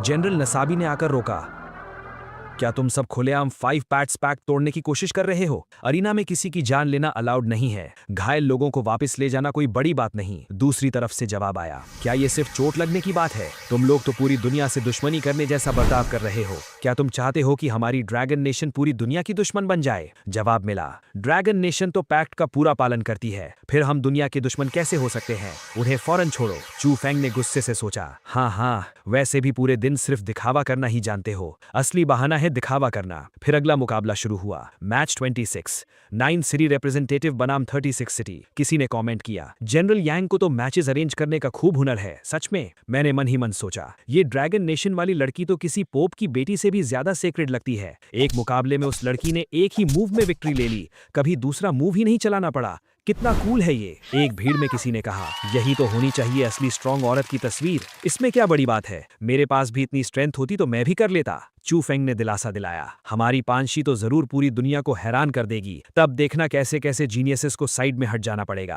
मैंने कहा, फर्स्ट प्लेस और 10th प्लेस की रिलेशनशिप तो शहद जैसी मीठी लग रही है। ये कहते हुए मैं चू फेंग और लिम पांशी की तरफ इशारा कर रहा था। मेरे एक पार्टनर ने उस लेवल 5 लड़की की तारीफ की जिसने लेवल 6 के 20 जीनियसेस को हराकर 10th रैंक हासिल की थी। मैंने उसको बताया कि उसके पास जरूर फीमेल सेंट जैसी टैलेंट होगी। पार्टनर ने कहा, मैं तो छोटी सोच रखता था, इतना हेवन डिफाइंग टैलेंट है तो इस बार की असेसमेंट सुरक्षित है, अनराइवल्ड है बस। फिर चू फेंग कहने लगे, सू यू इतना सार्केज़म मत दिखाओ, जब अरीना में आओगे तो मैं तुम्हें पांशी के सामने घुटनों पर झुकवाकर माफी मंगवाऊंगा। मैंने कोल्डली उसके मुंह पर हंसकर बोल दिया कि मैं एक्चुअली देखना चाहता हूं कि अरीना में आखिर उसकी खुद की मौत कैसे होती है। अगले मैच में हमारी 9 सिटी का मुकाबला 36 सिटी की टीम के साथ मीले मोड में होना था। मैंने अरीना में आकर उन घमंडी दुश्मनों को बता दिया कि अब उनका मरने का वक्त आ गया है। वो बदले में मुझे जान से मारने की धमकियां देने लगे। जैसे ही फाइट शुरू हुई, चू फेंग वहां सबका बॉस बनने की एक्टिंग करने लगा और सबको अपनी स्ट्रैटेजी बताने लगा। उसने डिसाइड किया कि दुश्मन के लेवल 6 वाले लोग फिजिकल स्ट्रेंथ में बहुत स्ट्रांग हैं,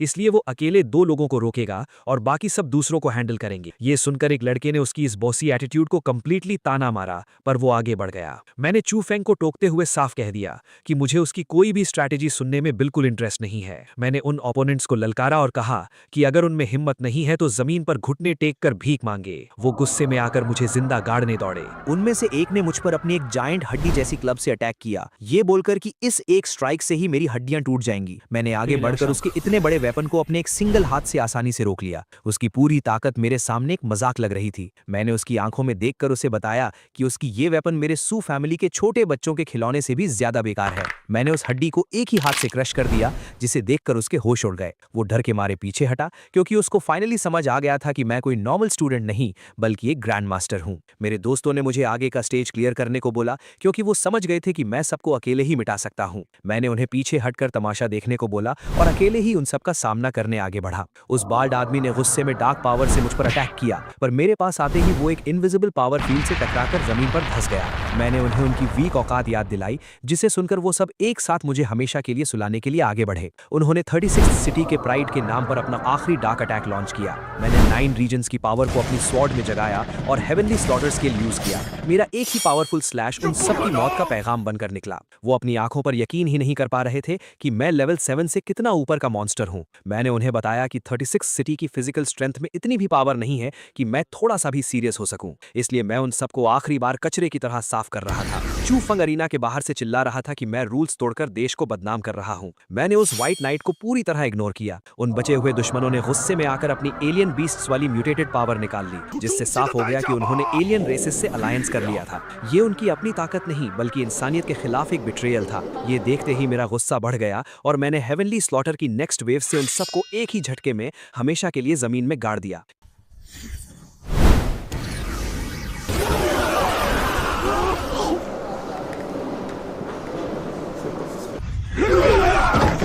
ये सब देखकर नसाबी और शेंडाई जाओ चांग जैसे जनरल्स गुस्से में पागल हो गए और उन्होंने मुझ पर रूल्स तोड़ने का नाटक करके मुझ पर अटैक करने का फैसला किया। मैंने यांग जिन को साइड किया और शेंडाई जाओ चांग की तरफ पॉइंट करते हुए पूरी दुनिया को बताया कि उन सब में कितना बड़ा खोट है। मैंने उसको और उसकी आर्मी को एक घटिया कचरा बताया जो मेरे रास्ते का कांटा नहीं बन सकते थे। नसाबी ने आगे बढ़कर मुझे धमकाया कि उसका बाप लेवल 9 पर है और वो एक होली गॉड का स्पेशल डिसाइपल है, इसलिए मैं उसे मार नहीं सकता। मैंने जोर से हंसकर उसको सिखाया कि जिसे वो होली गॉड बोलता है वो सिर्फ एलियन रेस का पाला हुआ एक सस्ता कुत्ता है। मैंने अपनी स्वॉर्ड स्विंग की और उस बाल जनरल को भी बिना सोचे समझे एक ही वार में सीधा नर्क भेज दिया। उसके बाद शेंडाई जाओ चंग अपनी लेवल 8 की लाइटनिंग पावर के साथ हवा में उड़ते हुए मेरे ऊपर अटैक करने आया, ये सोचकर कि मैं उसके इस अल्टीमेट मूव के सामने नहीं टिक पाऊंगा। मैंने कोल्डली अपनी वॉइड स्वॉर्ड बाहर निकाली और उसके लेवल 8 के अटैक को एक मजाक की तरह काटकर उसको 2 हिस्सों में तोड़ दिया। चू फेंग ये सब दूर से देखकर सदमे में जमा हुआ था। उसकी आंखों में आंसू थे और वो जल भुनकर सोच रहा था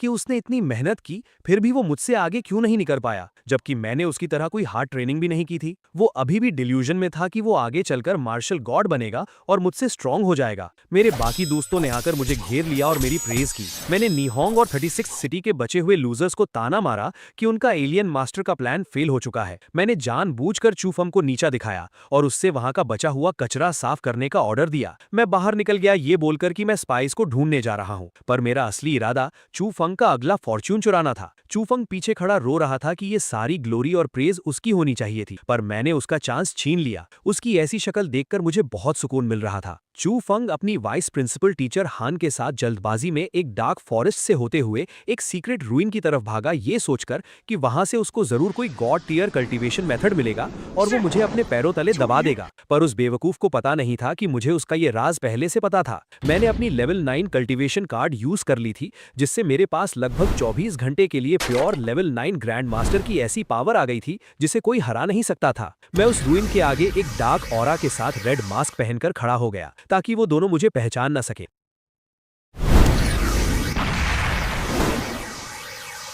जैसे ही चू फंग और उसकी टीचर वहां पहुंचे और उन्होंने उस पत्थर के दरवाजे को गोल्डन की से खोला, मैं वहां उनके ठीक पीछे आ गया। मेरा ऑरा इतना हैवी था कि चू फंग की टीचर डर के मारे जमीन पर गिर गई और घुटने टेक कर मुझसे माफी मांगने लगी। मैंने अपनी डीप आवाज में उन्हें वॉर्न किया कि मैं इस सीक्रेट रूइन को सालों से प्रोटेक्ट कर रहा हूं और उनका ऐसे दरवाजा तोड़कर आना एक चोर का काम है जिसे मैं जिंदा नहीं छोड़ूंगा। उसकी टीचर तो रोकर माफी मांग रही थी, पर वो घमंडी चू फंग आगे आकर मुझ पर ही चिल्लाने लगा कि ये रूइन उन्होंने डिस्कवर किया है और वो गोल्डन की भी उसकी है, इसलिए सब कुछ उनका है। उसकी टीचर ने जल्दी से चू फंग को चुप कराया और अपनी बैकग्राउंड बताने लगी कि उसका बॉस ये ताओ है और उसका बाप लेवल 9 का रिसर्च डायरेक्टर है। उसने मुझे अपना सारा सामान लेने का ऑफर दिया, बस उनकी जान बख्शने के बदले में। मैंने हंसते हुए कहा कि तुम जैसे छोटे एंट्स के पास मुझे देने के लिए ऐसी कोई चीज नहीं है। मैंने अपनी स्वॉर्ड निकाली और उन दोनों को ठीक 30 सेकंड्स दिए ये डिसाइड करने के लिए कि आज वहां दोनों में से कौन मरेगा और कौन जिंदा वापस जाएगा। वक्त पूरा होते ही मैंने उनसे उनका फाइनल डिसीजन पूछा। चू फंग की टीचर हान ने बिना डरे चू फंग की जान बचाने के लिए खुद को सैक्रिफाइस करने का हीरोइक फैसला किया, पर दूसरी तरफ उस सेल्फ प्रोक्लेम्ड हीरो चू फंग ने डर के मारे खुद की जान बचाने के लिए उस टीचर को ही मरने के लिए चुन लिया जो उसके लिए अपनी जान दे रही थी। मैंने चू फंग के इस सेल्फिश दोगलेपन पर हंसा और बिना कोई टाइम वेस्ट किए एक सिंगल स्ट्राइक में अपनी स्वॉर्ड उस टीचर की छाती के आर पार कर दी। उस टीचर को आखिरी दम तक यकीन ही नहीं हुआ कि चू फेंग, जिसे वो इतना मानती थी, उसने उसे मरने के लिए आगे कर दिया। मैंने स्वॉर्ड निकाली और उस टीचर की डेड बॉडी जमीन पर गिर गई। मैंने उस रोते हुए चू फेंग को वॉर्न किया कि अगर वो अभी वहां से नहीं भागा तो मैं उसे यहीं जिंदा गाड़ दूंगा। वो इतना बड़ा डरपोक निकला कि बिना पीछे मुड़े वहीं से भाग खड़ा हुआ। मेरा टारगेट एग्जैक्टली यही था कि चू फेंग अकेले सफरिंग में रहे, जिससे मेरा प्लॉट पूरा हो गया। फिर मैं बिना टेंशन के उस रूइन के अंदर चला गया जहां एक गोल्डन ग्लोइंग स्केलेटन ध्यान लगाए बैठा था। वो स्केलेटन पिछले जमाने का मार्शल सेंट नैन शोंग फेंग था। मैंने उसे आवाज लगाई और वो स्केलेटन एक रूह बनकर जग गया और मेरे ऊपर चिल्लाने लगा कि वो सालों से यहाँ क्यों फंसा हुआ था।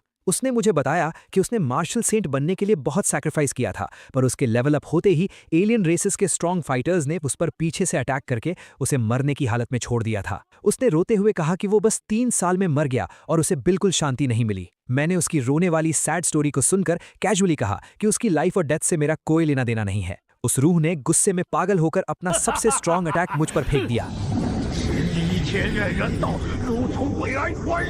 मैंने तुरंत बिना हिले अपना पावर एक्टिवेट किया और ओरिजिन सील स्किल का यूज करके उस लेवल 9 के रूह को एक बबल के अंदर ब्लॉक कर लिया। वो बबल में कैद होकर फाइनली पहचान गया कि मैं स्ट्रॉन्ग सू फैमिली से बिलोंग करता हूं। मैंने स्माइल करते हुए उसको बताया कि उसका गेस्ट ठीक है और मैं उसे अभी मिटाऊंगा नहीं, क्योंकि वो एक बहुत स्पेशल आइटम बनने वाला है। मैंने उससे साफ बता दिया कि उसकी इस फॉर्म का सबसे अच्छा यूज ये है कि वो मेरे पिता सू लॉन्ग को उनका मार्शल सेंट रैंक हासिल करने में एज अ कोर मदद करेगा। मैंने उस चिल्लाती हुई रूह को एक छोटे से शाइनिंग क्यूब में ट्रैप कर लिया और सोचा कि मेरा बाप इस अजीब गिफ्ट से कितना ज्यादा खुश होगा। उसी वक्त सिस्टम ने मेरी स्क्रीन पर बहुत सारे हाई लेवल रिवॉर्ड्स फ्लैश किए, जिसमें एक डार्क ज़ैंग टैंग स्वॉर्ड मुझे मिली। बाउंड्री इंक्रीज कार्ड के साथ मुझे फुल 20,000 विलन पॉइंट्स मिले। चू फेंग और उसकी टीचर के प्लॉट को सक्सेसफुली तोड़ने के कारण सिस्टम ने मुझे एक ज़ैंग सेंग स्वॉर्ड आर्ट और एपिक रैन हुआंग सूत्रा भी रिवॉर्ड किया। मुझे रियलाइज हुआ कि इस टाइम यहाँ आना मेरे लिए कितना बड़ा मास्टर स्ट्रोक था। मुझे होप थी कि ये डबल लॉस चू फेंग के दिमाग को पूरी तरह हिला देगा,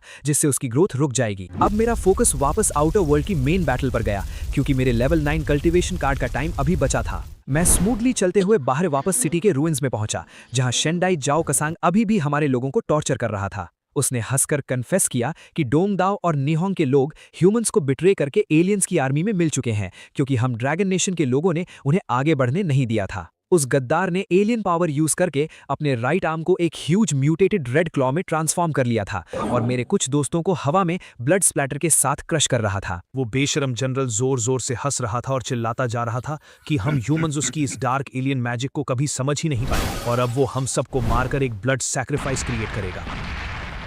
उसकी वो जायंट ऑरा हर तरफ डिस्ट्रक्शन फैला रही थी। मेरे बचे हुए क्लासमेट्स और टीचर्स घबराकर उसे डिफेंड करने की कोशिश कर रहे थे, पर उसकी स्पीड बहुत ज्यादा थी। मैं अपने ब्लैक क्लाउड्स और रेड लाइटनिंग ऑरा के साथ ठीक उसके ठीक सामने आकर खड़ा हो गया। मैंने एक कड़क आवाज में उससे कहा कि एक आउटर स्पेस के भिखारी को हमारी जमीन पर आकर इतना चीखने का कोई राइट नहीं है। उसकी आंखों में मेरे लिए लेवल 9 का फियर ठीक से दिख रहा था। मैंने बस कैजुअली अपनी स्वॉर्ड पर हाथ रखा और उस डार्क लाइटनिंग ब्लेड से एक सिंगल फास्ट स्विंग उसकी तरफ छोड़ी। उस एक स्ट्राइक ने उसकी उस पूरी जायंट म्यूटेटेड आर्म को एक झटके में उसके शरीर से अलग कर दिया। उसकी सारी अकड़ टूट गई और वो रोते हुए मेरे पैरों में गिरकर गिड़गिड़ाने लगा। उसने मुझे लिटरली अपनी सारी प्रॉपर्टी और ट्रेजर्स देने का वादा किया अगर मैं उसे जिंदा छोड़ दूं। वो बोलने लगा कि वो जिंदगी भर मेरा लॉयल कुत्ता बनकर रहेगा। मैंने उसकी इस डेस्परेट एक्टिंग को कोल्डली देखा और कहा कि ठीक है। उसकी इस रिक्वेस्ट में सिंसियर इमोशंस दिख रहे थे, पर मैंने बिना किसी मर्सी के अपना ब्लैक वेव अटैक उस पर अनलीश कर दिया और उसको वही मिट्टी में मिला दिया। बाकी सारे बचे हुए लोग आगे आकर मेरे सामने झुक गए और मुझे एज अ सेवियर थैंक्स बोलने लगे और मेरा असली नाम जानने की डिमांड करने लगे। मैंने इजीली कह दिया कि उन्हें मेरे नाम या पहचान जानने की कोई जरूरत नहीं है। हम सब वहां से अपनी मेन एकेडमी की तरफ निकल गए। मैं जानता था कि इस वॉर का फर्स्ट फेज फाइनली खत्म हो गया है और अब सारे फैक्शंस के लीडर्स बैठकर ये डिसाइड करेंगे कि इन एलियन सपोर्टर्स का आखिरी क्लियरेंस कब और कैसे करना है। मैं वहां से दूर चू फंग को देख रहा था और उसको देखते ही मैं रिलैक्स हो गया, क्योंकि उसकी फेक रोने वाली हालत मेरी जीत का सबूत थी। मेरे एक टीममेट ने मेरे पास आकर हंसते हुए रिपोर्ट दी कि उन म्यूटेटेड नीहोंग एनिमीज का स्टैमिना लिटरली बहुत ज्यादा था और उनके एलियन पार्ट्स को डिस्ट्रॉय करने में बहुत एक्स्ट्रा एनर्जी लग गई थी। उसका मन था कि वो उन लोगों को जल्दी मारने की जगह पहले थोड़ा टॉर्चर करता। मैंने उसको कंप्लीटली अग्री करते हुए बोला कि वाकई हमने उन कचरे वालों को ईजिली मरने दिया। मैंने मुस्कुराते हुए उससे समझाया कि रिलैक्स करो, टेंशन लेने की कोई जरूरत नहीं है। मैंने उससे डायरेक्टली बोल दिया कि जल्द ही मैं उसे पूरी तरह से एंटरटेन होने का एक सॉलिड मौका दूंगा। तभी लिन पैंगशी मेरे पास आई। उसने बड़ी चालाकी और कॉन्फिडेंस के साथ मुझसे कहा कि सुयू, उस एलियन एनिमी का बचा हुआ सारा काम मैं खुद हैंडल कर लेती हूँ। उसका कहना था कि मैं तो पहले ही काफी फेम और ग्लोरी कमा चुका हूँ, तो ये छोटी सी विक्ट्री मैं उसके नाम पर कर दूं। और इसके बदले में उसने बड़ी बेशर्मी से मुझे एक ऑफर दिया। उसने कहा कि अगर मैं ऐसा करूंगा तो वो मेरे पहले किए गए सारे मिस्टेक्स को माफ कर देगी और हम दोनों फिर से पहले जैसे अच्छे टर्म्स पर वापस आ जाएंगे। मैंने एक गहरी सांस ली और उसकी इस बेवकूफ़ी भरी बातों पर मुझे हंसी आ गई। मैंने उसे घूर कर पूछा कि क्या उसे इंसानों की भाषा समझ नहीं आती, या फिर वो बस यहाँ आकर थोड़ी सी अटेंशन और प्रेजेंस फील करना चाहती है। मेरे इतना कहते ही मैं आगे बढ़ा और बिना कोई सोचे समझे मैंने एक जोरदार थप्पड़ उसके चेहरे पर जड़ दिया। थप्पड़ इतना जोर का था कि वो सीधा जमीन पर जा गिरी। ये सब देखकर चू फंग गुस्से से आग बबूला हो गया। उसने चिल्लाते हुए कहा, सुयू, तुम्हारी इतनी हिम्मत कैसे हुई? पीछे से किसी ने कहा, चू फंग कुछ मत करो, नहीं तो तुम सीरियसली रूल्स को क्रॉस कर दोगे। रूल्स? चू फंग ने कहा, इस वक्त और इस जगह पर यह सब कुछ बस मार्शल आर्ट्स के बीच का एक छोटा सा स्पार है, इससे ज्यादा कुछ नहीं। चू फंग ने अपनी मुट्ठी कसी और स्पीड से आगे बढ़ा, गरजते हुए कहा, सुयू, आज मैं और मेरे फादर तुम्हें इसकी सही कीमत चुकाना सिखाएंगे। तभी मैंने अपना पावरफुल अटैक लॉन्च किया। मेरे एक ही पंच ने उसे हवा में बुरी तरह से उड़ा दिया। वो चाहे कितना भी एरोगेंट और कॉन्फिडेंट क्यों ना हो, मेरे इस रॉ अटैक के सामने उसकी कोई औकात नहीं थी। वो जमीन पर बुरी तरह क्रैश हुआ और उसके मुंह से खून निकलने लगा। मैं उसके पास चलकर गया और ब्रूटली अपना पैर उसके चेहरे पर रखकर उसे जमीन में दबा दिया। चू फंग दर्द से चिल्लाते हुए अग्रेसिवली कहा, सुयू, तुम्हारी इतनी हिम्मत कैसे हुई मुझे इस तरह ह्यूमिलिएशन देने की? मुझे छोड़ दो। तभी लिन पैंगशी रोते हुए दौड़कर मेरे पास आई। वो लगातार प्लीज कहने लगी और मुझसे पूछने लगी कि मैं चू फंग की डिग्निटी को इस तरह अपने पैरों तले क्यों क्रश कर रहा हूं। उसने रोते हुए कहा कि क्या उसका मुझसे माफी मांगने काफी नहीं है। मैंने एक एक्सट्रीम कोल्ड लुक के साथ उसकी तरफ देखा और पूछा, तुम्हारी औकात ही क्या है और तुम्हारा लेवल क्या है कि तुम यहां आकर डायरेक्टली मुझसे सवाल कर सको? मैंने एक शार्प एनर्जी वेव से उसे झटके से पीछे फेंक दिया। वो जमीन पर गिरते हुए और जोर से रोना और चिल्लाना शुरू कर दिया। चू फंग नीचे दबा हुआ चिल्लाया कि मैं उसे जल्द ही छोड़ दूं और उसने कहा कि वो मुझे उसके साथ ऐसा बिहेव करने नहीं देगा। मैंने स्ट्रांगली और क्लियरली उसे वार्न कर दिया कि अगर उसने दोबारा मुझे इस तरह ऑफेंड करने की कोशिश की तो मैं इस बात की बिल्कुल गारंटी नहीं ले सकता कि इस दुनिया में उसके एग्जिस्ट करने के लिए कोई जगह बचेगी भी या नहीं। ठीक उसी वक्त मेरे दिमाग में सिस्टम की फेमिलियर आवाज गूंजी। सिस्टम ने मुझे कॉन्ग्रेचुलेट किया कि मैंने सक्सेसफुली सन ऑफ डेस्टिनी के मेंटल स्टेट को बुरी तरह से इंटरफेयर किया है। जिसकी वजह से उसके विल पावर में मैसिव और वायलेंट फ्लक्चुएशंस क्रिएट हुए हैं। इस अचीवमेंट के लिए मुझे ह्यूज रिवॉर्ड्स इशू किए गए थे। मुझे एक ऐसी पावरफुल बॉडी फोजिंग टेक्निक मिली जो मेरे सेल्स को 8th रैंक स्टेज में ही इमॉर्टल लेवल पर ट्रांसफॉर्म और रिकंस्ट्रक्ट कर सकती थी। ये एपिक टेक्निक मेरे 100 साल के हार्ड ट्रेनिंग और कल्टीवेशन टाइम को आसानी से बचा सकती थी। मैंने कामली सोचा, चलो अभी के लिए इसे सेव करके रखता हूं। जब ये टेक्निक सच में अपने ट्रू परफेक्ट और मैक्स लेवल पर पहुंचेगी, तभी इसका सबसे बेस्ट और मैजिकल हार्वेस्ट मुझे मिलेगा। कुछ वक्त बाद एकेडमी में एक ग्रैंड ऑफिशियल मीटिंग हुई, जहां सारे टॉप स्टूडेंट्स और इंस्ट्रक्टर्स इकट्ठे हुए थे। एक सीनियर इंस्ट्रक्टर ने आगे आकर सीरियसली अनाउंस किया कि फ्रंट लाइन की बैटल सिचुएशन अचानक से काफी बिगड़ गई है, इसीलिए उन्हें बहुत सॉरी फील हो रहा है कि ये martial arts exchange tournament smoothly खत्म नहीं हो पाएगा। ओवरऑल स्ट्रेटेजिक कॉम्बैट प्लानिंग को ध्यान में रखते हुए इस साल के टूर्नामेंट को वक्त से पहले ही स्टॉप किया जा रहा था। उसके बाद जनरल यांग सबके सामने मेरी ओपनली तारीफ करते हुए बोले कि सू फैमिली के स्टूडेंट्स सच में इनक्रेडिबल और टॉप टियर होते हैं। मैंने बड़ी ही पोलाइटनेस के साथ कहा कि जनरल यांग, आप कुछ ज्यादा ही तारीफ कर रहे हैं। मैंने उनसे कहा कि मैं बस अपनी सू फैमिली की ग्लोरी और उनके ऑनर को मेंटेन कर रहा था। मेरा फर्ज है कि मैं अपनी पोजीशन और अपने नाम की रिस्पेक्ट रखूं। अगर मैं यहाँ वीक दिखता और मेरी वजह से मेरी सू फैमिली की रेपुटेशन खराब होती तो ये मेरे लिए सबसे बड़ा क्राइम होता। जनरल यांग मेरी इस बात से बहुत इंप्रेस हुए। उन्होंने तुरंत डिसीजन लिया और मुझे 9th सिटी की तरफ से जीते गए सारे रिवॉर्ड्स का सोल इंचार्ज बना दिया। उन्होंने मुझे पूरी अथॉरिटी दे दी कि मैं इन रिवॉर्ड्स को अपने हिसाब से सबके बीच डिस्ट्रीब्यूट करूं। मैंने तुरंत सारे वैल्यूएबल रिसोर्सेज और वेपन्स निकाले और वहां खड़े सभी लोगों को उनका फेयर शेयर दे दिया। मैंने उन्हें साफ शब्दों में कहा कि अब कोई ये नहीं कह सकता कि मैंने उनके साथ इनजस्टिस किया है। मैंने उन सबको मोटिवेट करते हुए कहा कि इस बैटल के बाद मैं उम्मीद करता हूं कि वो लोग 9th सिटी के नाम को कभी झुकने नहीं देंगे और अपनी ट्रेनिंग पर फोकस करेंगे। जब सारा डिस्ट्रीब्यूशन खत्म हो गया तो एक कमांडर आगे आया और उसने सबको ऑर्डर दिया कि अब सब अपने अपने आइटम्स पैक कर लें और 9th सिटी वापस लौटने की तैयारी कर लें। उन्होंने बताया कि वापस जाने के बाद सबको अपनी इंडिपेंडेंट ट्रेनिंग और मिशंस पर जाने की फ्रीडम मिल जाएगी। मुझे वहां किन जनरल ने एक बहुत ही रेयर और स्पेशल पास दिया। उन्होंने मुझे वार्न किया कि ये पास बहुत ही इंपॉर्टेंट है और मुझे इसे बहुत संभाल कर रखना होगा क्योंकि ये मुझे रिस्ट्रिक्टेड एरियाज में एंट्री देगा। मैंने उन्हें थैंक यू बोला और कहा कि हम 3 महीने बाद जरूर मिलेंगे। किसी ने पूछा कि मैं फाइनली 5th सिटी की तरफ क्यों जा रहा हूं, तो एक ऑफिसर ने उन्हें बताया कि मैं ह्यूमैनिटी के डिफेंस लाइन के सबसे आगे वाले हिस्से पर जा रहा हूं, जहां एलियन रेसेस का सबसे बड़ा खतरा है। चू फेंग अभी भी जमीन पर गुस्से से अपने दांत पीस रहा था। उसके दिल में मेरे लिए एक आग जल रही थी और वो सोच रहा था कि फ्रंट लाइंस पर सिर्फ मैं ही अकेला हीरो नहीं बनूंगा। उसका घमंड उससे कह रहा था कि जब वो अपनी फुल पावर के साथ वापस आएगा तो वो मुझे मेरे गॉड लाइक पेडेस्टल से नीचे गिरा देगा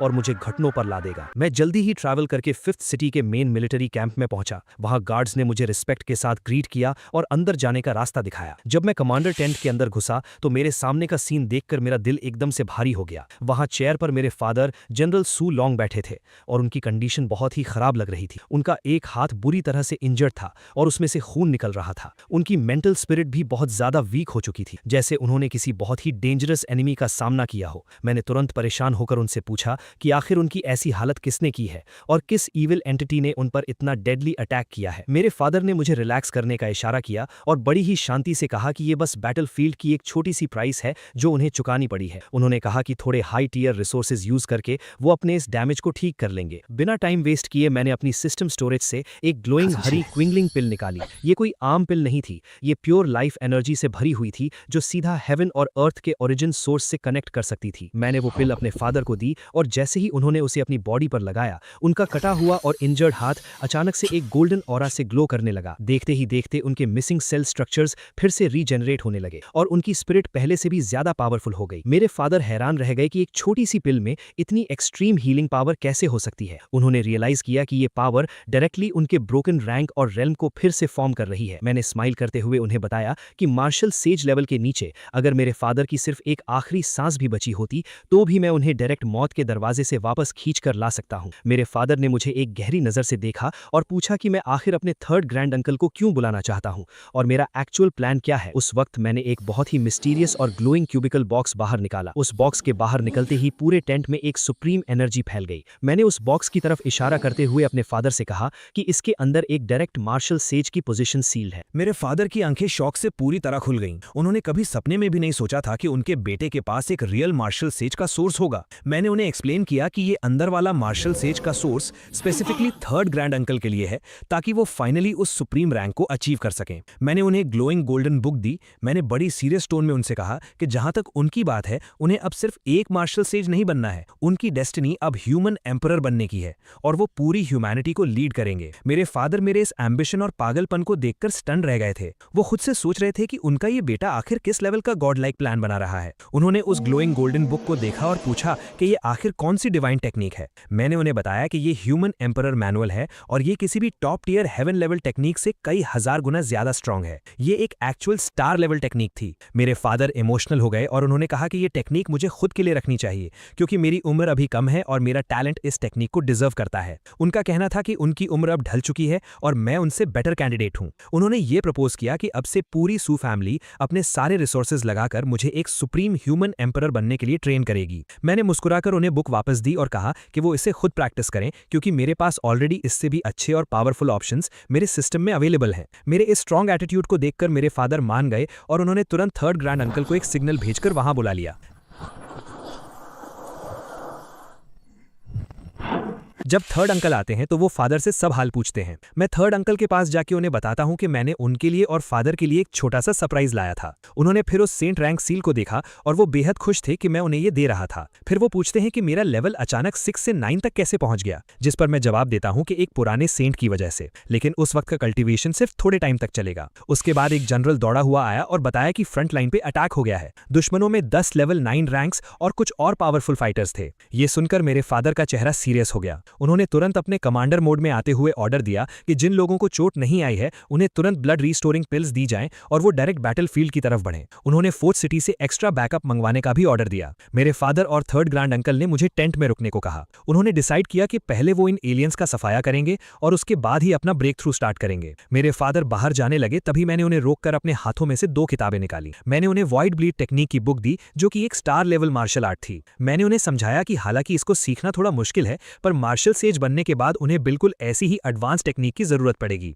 थर्ड ग्रैंड अंकल थोड़ा परेशान थे क्योंकि दुश्मनों की गिनती 10 लेवल 9 एलियंस की थी और उन्हें डर था कि ये थोड़ा रिस्की हो सकता है। पर मैंने अपने फादर की तरफ देखकर फुल कॉन्फिडेंस से कहा कि अगर वो सच में इस दुनिया के ह्यूमन एम्परर बनना चाहते हैं तो मैं अपनी पावर से उन्हें इतना डिवाइन बिलीफ और एलियन फेथ प्रोवाइड करूंगा कि वो बिना किसी प्रॉब्लम के सीधा सेज रैंक को क्रॉस कर जाएंगे। ये सुनकर मेरे फादर के अंदर का वॉरियर जाग उठा और वो अपनी सोर्ड के साथ टेंट से बाहर निकल पड़े। बाहर का नजारा सच में किसी नर्क से कम नहीं था। हर तरफ आग लगी हुई थी और आसमान धुएं से काला हो चुका था। हमारे ह्यूमन सोल्जर्स उन डिस्गस्टिंग एलियन से भिड़ रहे थे जो रात के अंधेरे का फायदा उठाकर स्टेल्थ अटैक करने आए थे। सामने से कुछ एक्सट्रीमली मस्कुलर और जायंट रेड स्किन वाले एलियन मॉन्स्टर्स आगे आए। उन्होंने एरोगेंट आवाज में चिल्लाते हुए कहा कि आज रात वो ह्यूमन रेस की इस 5th सिटी को मिट्टी में मिला देंगे और इस पर उनका ही राज होगा। उनका लीडर जोर जोर से हंस रहा था और ह्यूमन फोर्सेस को मॉक कर रहा था कि हमारी सिटी का कमांडर ऑलरेडी उनके एलियन सेज गॉड के हाथों अपना एक हाथ गंवा चुका है और अब हमारे पास कोई भी पावरफुल डिफेंडर नहीं बचा है। उसने चैलेंज किया कि आज सारे इंसान मारे जाएंगे। तभी मेरे फादर सूलोंग किसी देवता की तरह आसमान से प्रकट हुए। उनकी बॉडी एक ग्लोइंग ऑरा से कवर थी और उनका जो हाथ एलियन ने काटा था वो कंप्लीटली फाइन था और उसमें एक इंटेंस फायर एनर्जी दौड़ रही थी। उन एलियन लीडर्स की आंखें उन्हें देखकर बाहर आ गई। उन्हें समझ नहीं आ रहा था कि ये इंसान ठीक कैसे हो गया। मेरे फादर ने बड़े ही ठंडे और खतरनाक ढंग से उन्हें देखा और कहा कि आओ आके मेरी सिटी लेने की कोशिश करो। उन्होंने सबसे स्ट्रॉन्ग एलियन की तरफ पॉइंट करके कहा कि इन सभी लेवल 9 एलियंस को वो अकेले हैंडल करेंगे और बाकी सोल्जर्स सिर्फ लेवल 8 वालों को देखेंगे। एक जनरल ने मेरे फादर को रोकने की कोशिश की क्योंकि उनकी इंजरी अभी थोड़ी देर पहले ही हील हुई थी, पर मेरे फादर ने फुल कॉन्फिडेंस में उसे पीछे हटने को ऑर्डर दिया। वो रेड स्किन वाला एलियन कमांडर बहुत गुस्से में आ गया। उसने चिल्लाया कि आज वो मेरे फादर सूलोंग का सारा पुराना और नया हिसाब बराबर कर देगा और उनका खून पी जाएगा। उसने अपने सारे लेवल 9 कंपेनियंस को ऑर्डर दिया कि सब एक साथ मिलकर मेरे फादर पर अटैक करें ताकि हमारी ह्यूमन रेस कंप्लीटली हेल्पलेस हो जाए। उन्होंने मिलकर एक massive dark energy blast release किया, पर मेरे फादर अब पहले वाले सूलोंग नहीं थे। उन्होंने बस अपनी सोर्ड को मजबूती से पकड़ा और अपनी नई star level technique void blade second form savouring the Galaxy को एक्टिवेट किया। एक ही फ्लैश में एक मैसिव व्हाइट और गोल्डन एनर्जी स्लैश आसमान को चीरता हुआ आगे बढ़ा। उस स्लैश के अंदर इतनी डिस्ट्रक्टिव ताकत थी कि उसने हवा में एक वैक्यूम क्रिएट कर दिया और एक ही सेकंड में उस रेड एलियन लीडर समेत बाकी लेवल 9 एलियंस को उनके वेपन्स के साथ 2 टुकड़ों में काट के रख दिया। उनकी बॉडीज ब्लास्ट हो गई और खून की बारिश होने लगी। वो dark energy attack completely shatter हो गया। वो एलियन लीडर जमीन पर गिरा और मरने से पहले हैरानी से चिल्ला रहा था कि ये इम्पॉसिबल है। एक नॉर्मल इंसान इतना पावरफुल और डोमिनेंट कैसे हो सकता है जब तक कि वो एक एक्चुअल सेज गॉड न बन गया हो। मेरे फादर उसके पास चले गए और बड़े काम टोन में उसके मुंह पर थूकते हुए बोले कि हालांकि वो अभी तक मार्शल सेज नहीं बने हैं, पर उन जैसी वीक मुर्गियों और कीड़े मकोड़ों को क्रश करने के लिए उन्हें कोई एक्स्ट्रा ऑर्डिनरी पावर की जरूरत नहीं है। वो एलियन अभी भी एरोगेंट था और बोल रहा था कि 2 दिन के अंदर उनकी एलियन रेस के 2 नए सेज गॉड्स यहां आएंगे और सारी ह्यूमन रेस को जिंदा जला देंगे। मेरे फादर ने उसके बाकी बचे सिर को काटते हुए कहा कि उन्हें पहले नरक में जाकर वेट करना चाहिए, क्योंकि बहुत जल्द उनके वो सेज गॉड्स भी वहीं आने वाले हैं। आसपास खड़े ह्यूमन सोल्जर्स इस God like display of power को देखकर पागल हो गए थे। वो जोर जोर से चिल्लाने लगे कि उनके सिटी लॉर्ड सच में इनविंसिबल हैं और उनकी पावर डायरेक्टली हेवेंस को छू रही है। सोल्जर्स कंटिन्यूसली चेंगजू वान सुई, चेंगजू वुडी का नारा लगाने लगे। तभी मेरे फादर के आसपास का एनवायरनमेंट कंप्लीटली बदल गया। एक प्योर और सेक्रेड ऑरिजिन लाइट आसमान से नीचे आई और उनकी बॉडी के आसपास एक मैसिव गोल्डन फैंटम ड्रैगन घूमने लगा। ये वो प्योर ह्यूमन एम्परर की ऑराज थीं और मार्शल आर्ट्स का एक्सट्रीम लेवल था। मैं दूर से ये सब देख रहा था और मेरे फेस पर एक सैटिस्फाइड मुस्कान आ गई। मुझे फाइनली पता चल गया था कि मेरे फादर ने सक्सेसफुली मार्शल सेज के रेल्म में एंटर कर लिया है। मेरे फादर ने आसमान में उड़ते हुए एक डोमिनेंट आवाज में सारे सोल्जर्स को ऑर्डर दिया कि अब टाइम आ गया है फ्रंट लाइंस को एडवांस करने का। उन्होंने ऑर्डर दिया कि आसपास के 3000 मील का सारा एरिया अब ह्यूमैनिटी की टेरिटरी है और उन्होंने सबको अटैक करने का कमांड दे दिया। रात भर उस बैटलफील्ड पर सिर्फ एलियंस की लाशें बिछी थी। जब दिन निकला तो एक सोल्जर ने मेरे फादर को आकर मिलिट्री रिपोर्ट दी कि उन्होंने सभी टारगेट्स को क्लियरली वाइप आउट कर दिया है और एलियंस के मैसिव वेपन्स और रिसोर्सेज कैप्चर कर लिए। उन्होंने कई रेयर मिनरल माइंस पर भी कब्जा कर लिया था।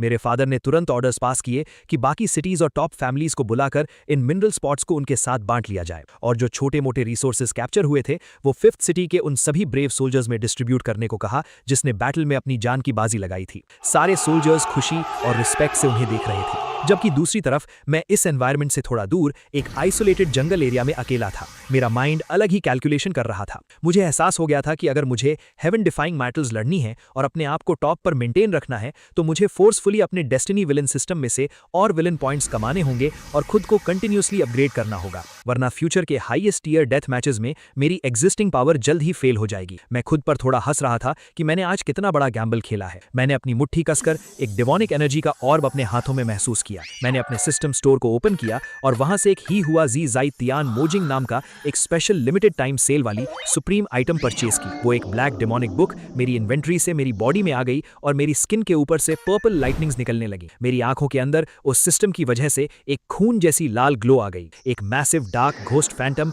मेरे पीछे खड़ा हो गया था। मैंने एक गहरी सांस ली और अपने चेस्ट में एक पावरफुल डेमोनिक हार्ट की बीट को फील किया। मैं समझ गया था कि चाहे मेरी ओरिजिन या बैकग्राउंड कुछ भी हो, पर कोई भी सुपरनैचुरल पावर मेरे स्टेप्स को रोक नहीं सकती। मैं जोर से आसमान की तरफ देखकर हंसा और मैंने प्रॉमिस किया कि अगर हेवन मुझे इस पूरे यूनिवर्स का हीरो और प्रोटैगनिस्ट बनने का हक नहीं देता तो मुझे कोई इशू नहीं है। मैं इस सारे हेवन और अर्थ का सबसे टेरिफाइंग और अनमैचेबल डेस्टिनी विलन बनूंगा, जिसके आगे सारे सन ऑफ डेस्टिनी अपने घुटने टेकेंगे। मुझे फ्रंट लाइन से लाखों लोगों के चैंट्स सुनाई दे रहे थे और मैं क्लियरली फील कर पा रहा था कि मेरे फादर का मार्शल सेज में ब्रेक थ्रू करना एलियंस को बर्दाश्त नहीं होगा और वो एक बहुत बड़ा हमला करेंगे। उन्होंने रिपोर्ट दी कि करीब 60 लेवल 9 एक्सपर्ट्स ऑलरेडी आ चुके हैं और बाकी रास्ते में हैं। उन ऑफिशियल्स ने तय किया कि आज रात वो मेरे फादर को प्रोटेक्ट करने के लिए फ्रंट लाइंस पर अपनी जान की बाजी लगा देंगे। पर तभी आसमान का रंग बदल गया। एलियंस के 5 मार्शल सेज लेवल के गॉड्स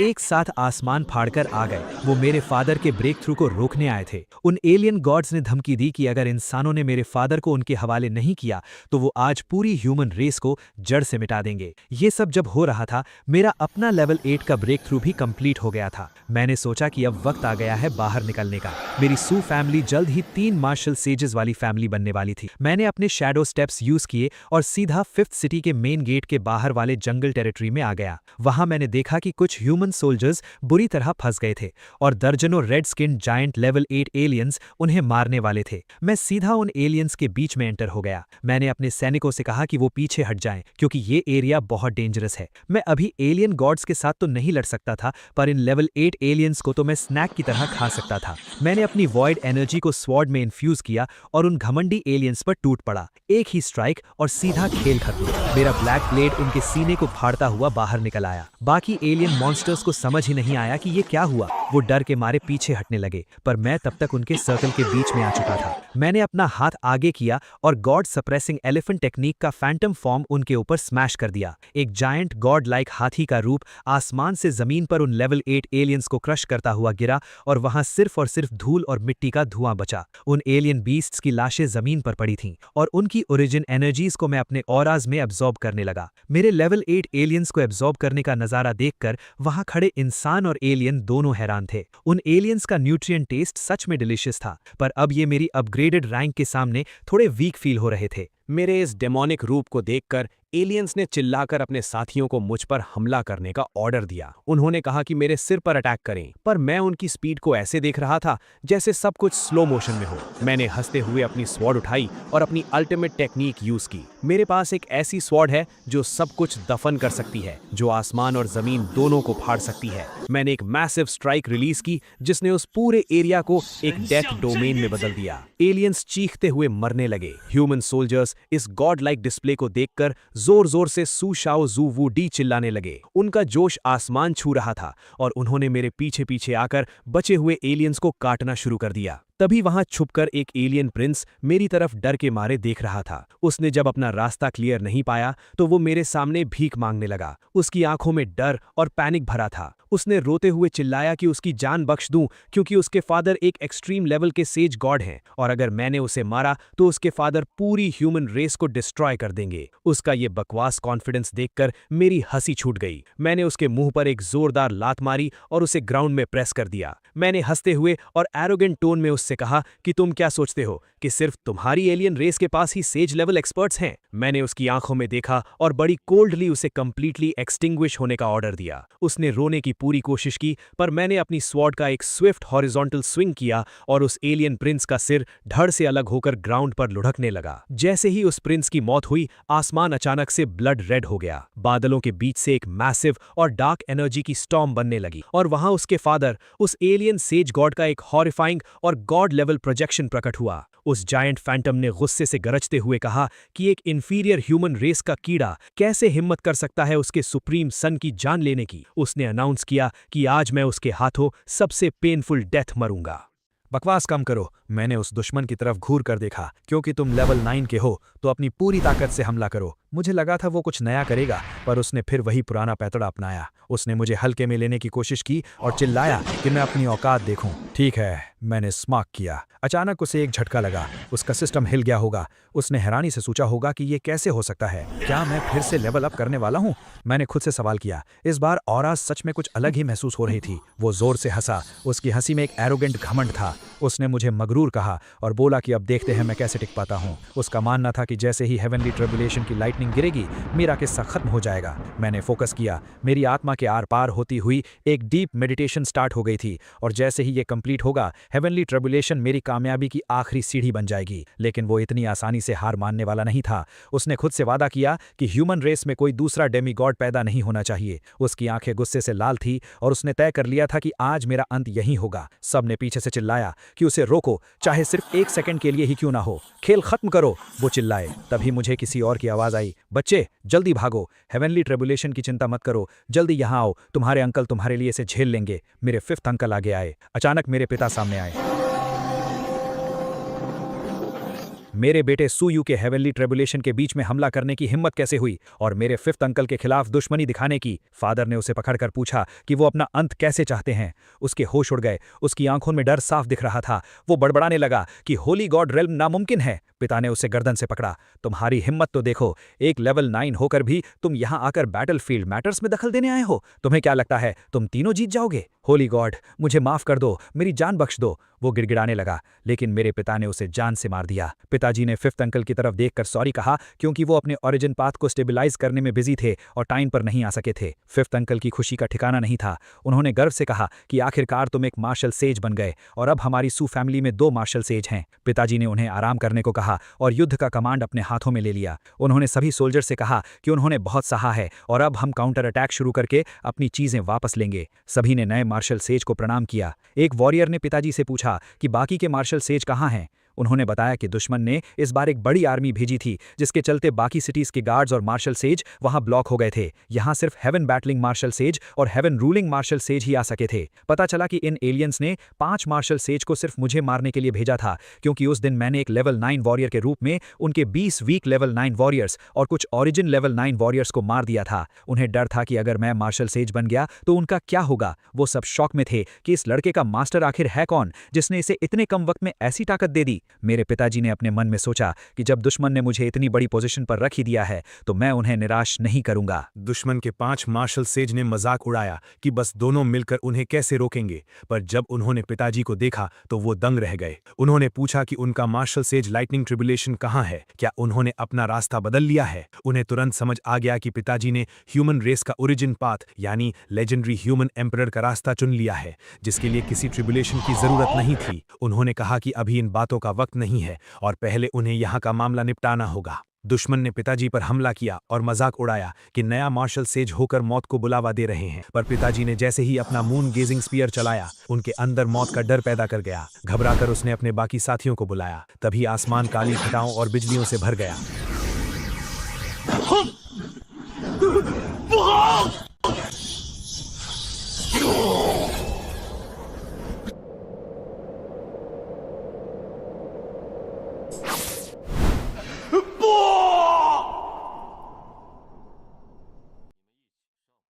किसी ने पूछा कि ये मार्शल सेज लाइटनिंग ट्रिब्यूलेशन मेरी वजह से आई है क्या। तभी थर्ड अंकल ने दहाड़ते हुए कहा कि ये लाइटनिंग ट्रिब्यूलेशन मेरी है और किसको इससे प्रॉब्लम है, वो भी किस्मत से ब्रेक थ्रू कर चुके थे। पिताजी ने थर्ड अंकल से कहा कि आप आराम से ब्रेक थ्रू कीजिए, जब तक मैं यहाँ हूँ कोई आपको मार्शल सेज बनने से नहीं रोक सकता और सू फैमिली के राइज को कोई नहीं रोक पाएगा। दुश्मन पागल हो गए और ह्यूमन रेस को नया मार्शल सेज पैदा करने से रोकने के लिए चीखने लगे। मैंने खुद को फोकस किया और याद किया कि जब मैं एक level 7 heaven soul grand master का लाइटनिंग ट्रिब्यूलेशन ले रहा था तो मेरा बॉडी ऑफ डिस्ट्रक्शन सिर्फ शुरुआती स्टेज पर था, पर अब इस विशाल लाइटनिंग ट्रिब्यूलेशन सी के साथ मैं छोटी सक्सेस तक पहुंच सकता था। जैसे जैसे आसमान से बिजली गिरती मेरे सेल्स और मजबूत होते गए। मेरा प्रिंसिपल साफ था, जितना मजबूत दुश्मन उतना ही ताकतवर मैं बनूंगा। ग्लेज्ड एंशिएंट सिटी के ब्लड और की अपनी जगह पर थे और अब इस युद्ध को खत्म होना था। फैमिली सीनियर्स गर्व से चिल्ला उठे कि आज हमारी सू फैमिली में 3 मार्शल सेज हैं और अब हमारी सू फैमिली सच में एक बड़ा राइज देखेगी। सब ओवरजॉयड हो गए थे,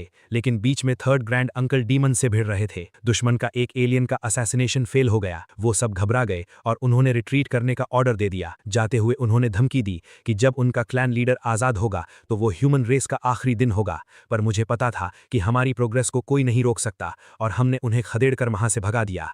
एक दिन और एक रात चली इस लड़ाई के पीछे करोड़ों आम लोग थे। अगर हम एक कदम भी पीछे हटते तो उनके परिवार मारे जाते, इसलिए सबने मरना कबूल किया पर पीछे नहीं हटे। सबने एक साथ चीखा, मार्शल सेंस अमर रहें, मार्शल सेंस की जय जयकार हो। दुश्मनों ने उसे अपनी एक गलती बताई और बोला कि 20 साल के अंदर ह्यूमन रेस खत्म हो जाएगी, पर तब तक सभी सोल्जर्स उन्हें भगा चुके थे और वो वॉर स्पॉइल्स छोड़ने पर मजबूर हो गए थे। पूरी सेना ड्रैगन कंट्री और मेरी जय जयकार कर रही थी। ये युद्ध हम जीत गए थे और इस 3000 माइल एरिया पर अब ड्रैगन कंट्री का राज था। मैंने देखा कि पिताजी ह्यूमन एम्परर के रूप में अपना मोमेंटम बना रहे हैं और सू फैमिली ठीक रास्ते पर है। तो अब मेरे खुद के स्टेज पर आने का टाइम आ गया था और मेरी अंदर की एम्बिशन एक नया रूप लेने वाली थी। मैंने सबको वापस बुलाया ताकि सू फैमिली की आगे की स्ट्रैटेजी और प्लान डिस्कस कर सकूं। मैंने टेबल पर किंगलिंग पिल रखी, जिसकी सुगंध से ही बॉडी की पुरानी बीमारियां ठीक होने लगती हैं। ये एक ऐसी पिल थी जो मार्शल सेज लेवल के नीचे डेथ बेड पर पड़े किसी भी इंसान को बचा सकती थी और फाउंडेशन ठीक कर सकती थी। मैंने थर्ड ग्रैंड अंकल से कहा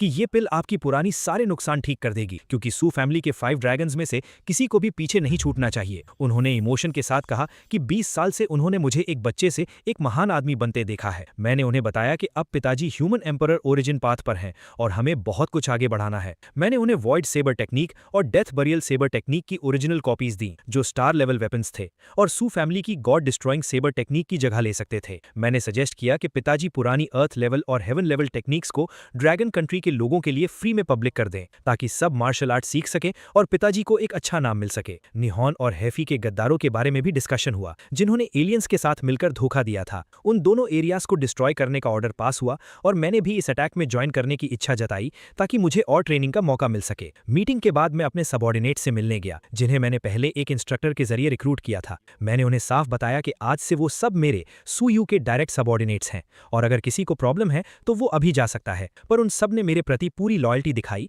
और बोला कि वो आज जो भी हैं मेरी वजह से हैं। मैंने इस लॉयल्टी के बदले उन्हें सू फैमिली की heaven level direct lineage technique सिखाने का वादा किया। उसमें heaven level god destroying sabre technique और 3 और स्ट्रॉन्ग मार्शल आर्ट्स थे। मैंने उन्हें 20 मिलियन स्पिरिट स्टोन्स और ब्रेक थ्रू पिल्स दी और अगले 6 महीने तक वहां प्रैक्टिस करने का ऑर्डर दिया। जब वो लेवल 6 के मिडिल स्टेज तक पहुंचेंगे तब मैं उन्हें नई टेक्निक सिखाऊंगा। एक सबॉर्डिनेट ने जब कहा कि वो तुरंत टेक्निक बदलना चाहता है तो मैंने उसे मना किया और कहा कि पहले स्पिरिचुअल पावर डेवलप करे। मैंने उसे सोल सेवरिंग सूत्र दिया और कहा कि अपने की और ब्लड को अभी कंट्रोल में रखे और जब स्पिरिचुअल पावर लेवल 7 तक पहुंचे तब हेवन सोल ग्रैंड मास्टर का लेवल क्रॉस करे। उसने मेरे पीछे चलने की कसम खाई, पर मैंने उसे समझाया कि ये युद्ध सिर्फ ब्लू प्लैनेट तक ही रुकने वाला नहीं है। मैंने उसे 1 महीने बाद सिटी लॉर्ड मैंशन में मिलने का ऑर्डर दिया। तभी मुझे मेरे एक जासूस ने रिपोर्ट की कि जिंगवू एकेडमी की वाइस प्रिंसिपल हान श्वांग फर्स्ट सिटी वापस आ चुकी हैं। वो काफी इंजर्ड थीं और अब उसका रैंक सिर्फ लेवल 7 के पास था। उसने आते ही लोगों को हायर किया था ताकि इस न्यूज़ को फैलाया जा सके कि चू फंग उसके इंजरीज का कारण है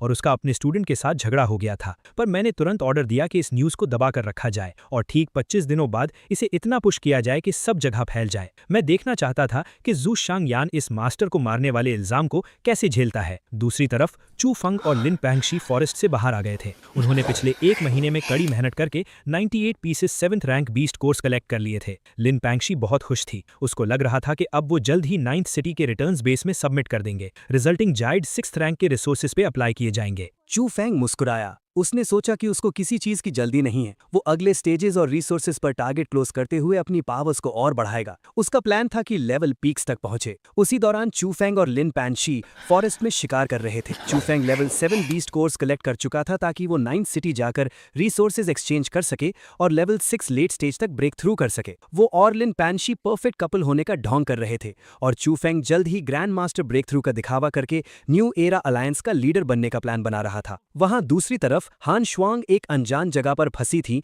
और चिल्ला रही थी कि उनका पूरा प्लान बर्बाद हो गया और वो इस मौत के पिंजरे में एक भटकती आत्मा नहीं बनना चाहती थी। मैंने उनकी ये बेचैनी देखी और अपने आदमियों को ऑर्डर दिया कि उसे 9th सिटी वापस ले आओ। सिटी आते ही हान श्वांग ने बड़ा हंगामा मचाया। वो जिंगवू एकेडमी की वाइस प्रिंसिपल का रौब झाड़ रही थी कि फर्स्ट सिटी में बिना लेवल 9 के उड़ना मना है, फिर भी वो क्यों नहीं उड़ सकती। पर गार्ड्स ने उसकी सुनी नहीं। मैंने अपने आदमियों को ऑर्डर दिया कि सारे ब्लॉग्ड एविडेंस अब बाहर निकाल दें और इसे ब्लू प्लैनेट पर अच्छे से प्रमोट करें। अब खेल असली 9th सिटी में शुरू होने वाला था। चू फैन और लिन पैंशी वो दोनों 9th सिटी के बेस पर वापस आए। वहां उनका न्यू एरा अलायंस उनका वेट कर रहा था। उनके चमचे चिल्ला रहे थे, बॉस चू फैंग द लीडर्स। उन्होंने 1 मंथ कंप्लीट हंटिंग चेक किया। उन्होंने 7th रैंक बीस्ट को हरा दिया। चू फैंग सबके सामने हीरो बन रहा था। उसने अनाउंस किया कि वो अपना सारा माल लो प्राइस में अपने न्यू एरा अलायंस के मेंबर्स को बेचेगा, बाकी किसी को नहीं।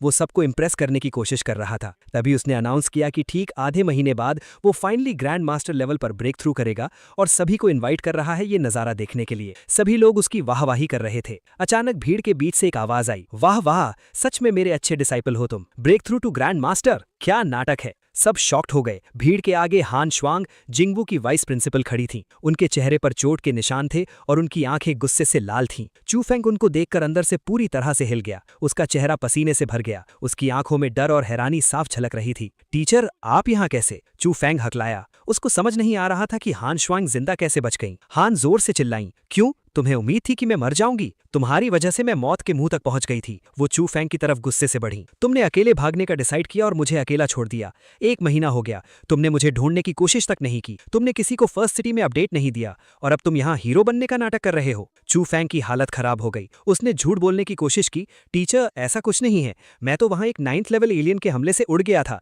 मुझे आपसे अलग कर दिया गया था। मुझे वहाँ ढूंढने का मौका ही नहीं मिला। लेकिन हान श्वांग अब उसकी बातों में आने वाली नहीं थी। उन्होंने उसे खरी खोटी सुनाई और सबके सामने उसकी असलियत खोलकर रख दी। मुझे ये सब देखकर बहुत मजा आ रहा था। मेरा प्लान बिल्कुल सही काम कर रहा था, लेकिन मुझे चू फैंग को पूरी तरह से तबाह करना था। इसलिए मैंने एक और चाल चली। चू फंग हन श्वांग के पास गया। चू फंग एक अच्छे डिसाइपल का नाटक करते हुए उनसे माफी मांगी। चू फंग ने उन्हें यकीन दिलाया कि वो उनकी चोटों को ठीक करने के लिए एक हाई लेवल स्पिरिट अर्ब लाना चाहता है। चू फंग ने उन्हें एक फॉरेस्ट केव के बारे में बताया जहां एक स्वन यिन फ्लावर था जो उनकी इंजर्ड डांटियन को पूरी तरह हील कर सकता था। वो साथ चलने को राजी हो गई। फॉरेस्ट के अंदर उस डार्क केव में गए।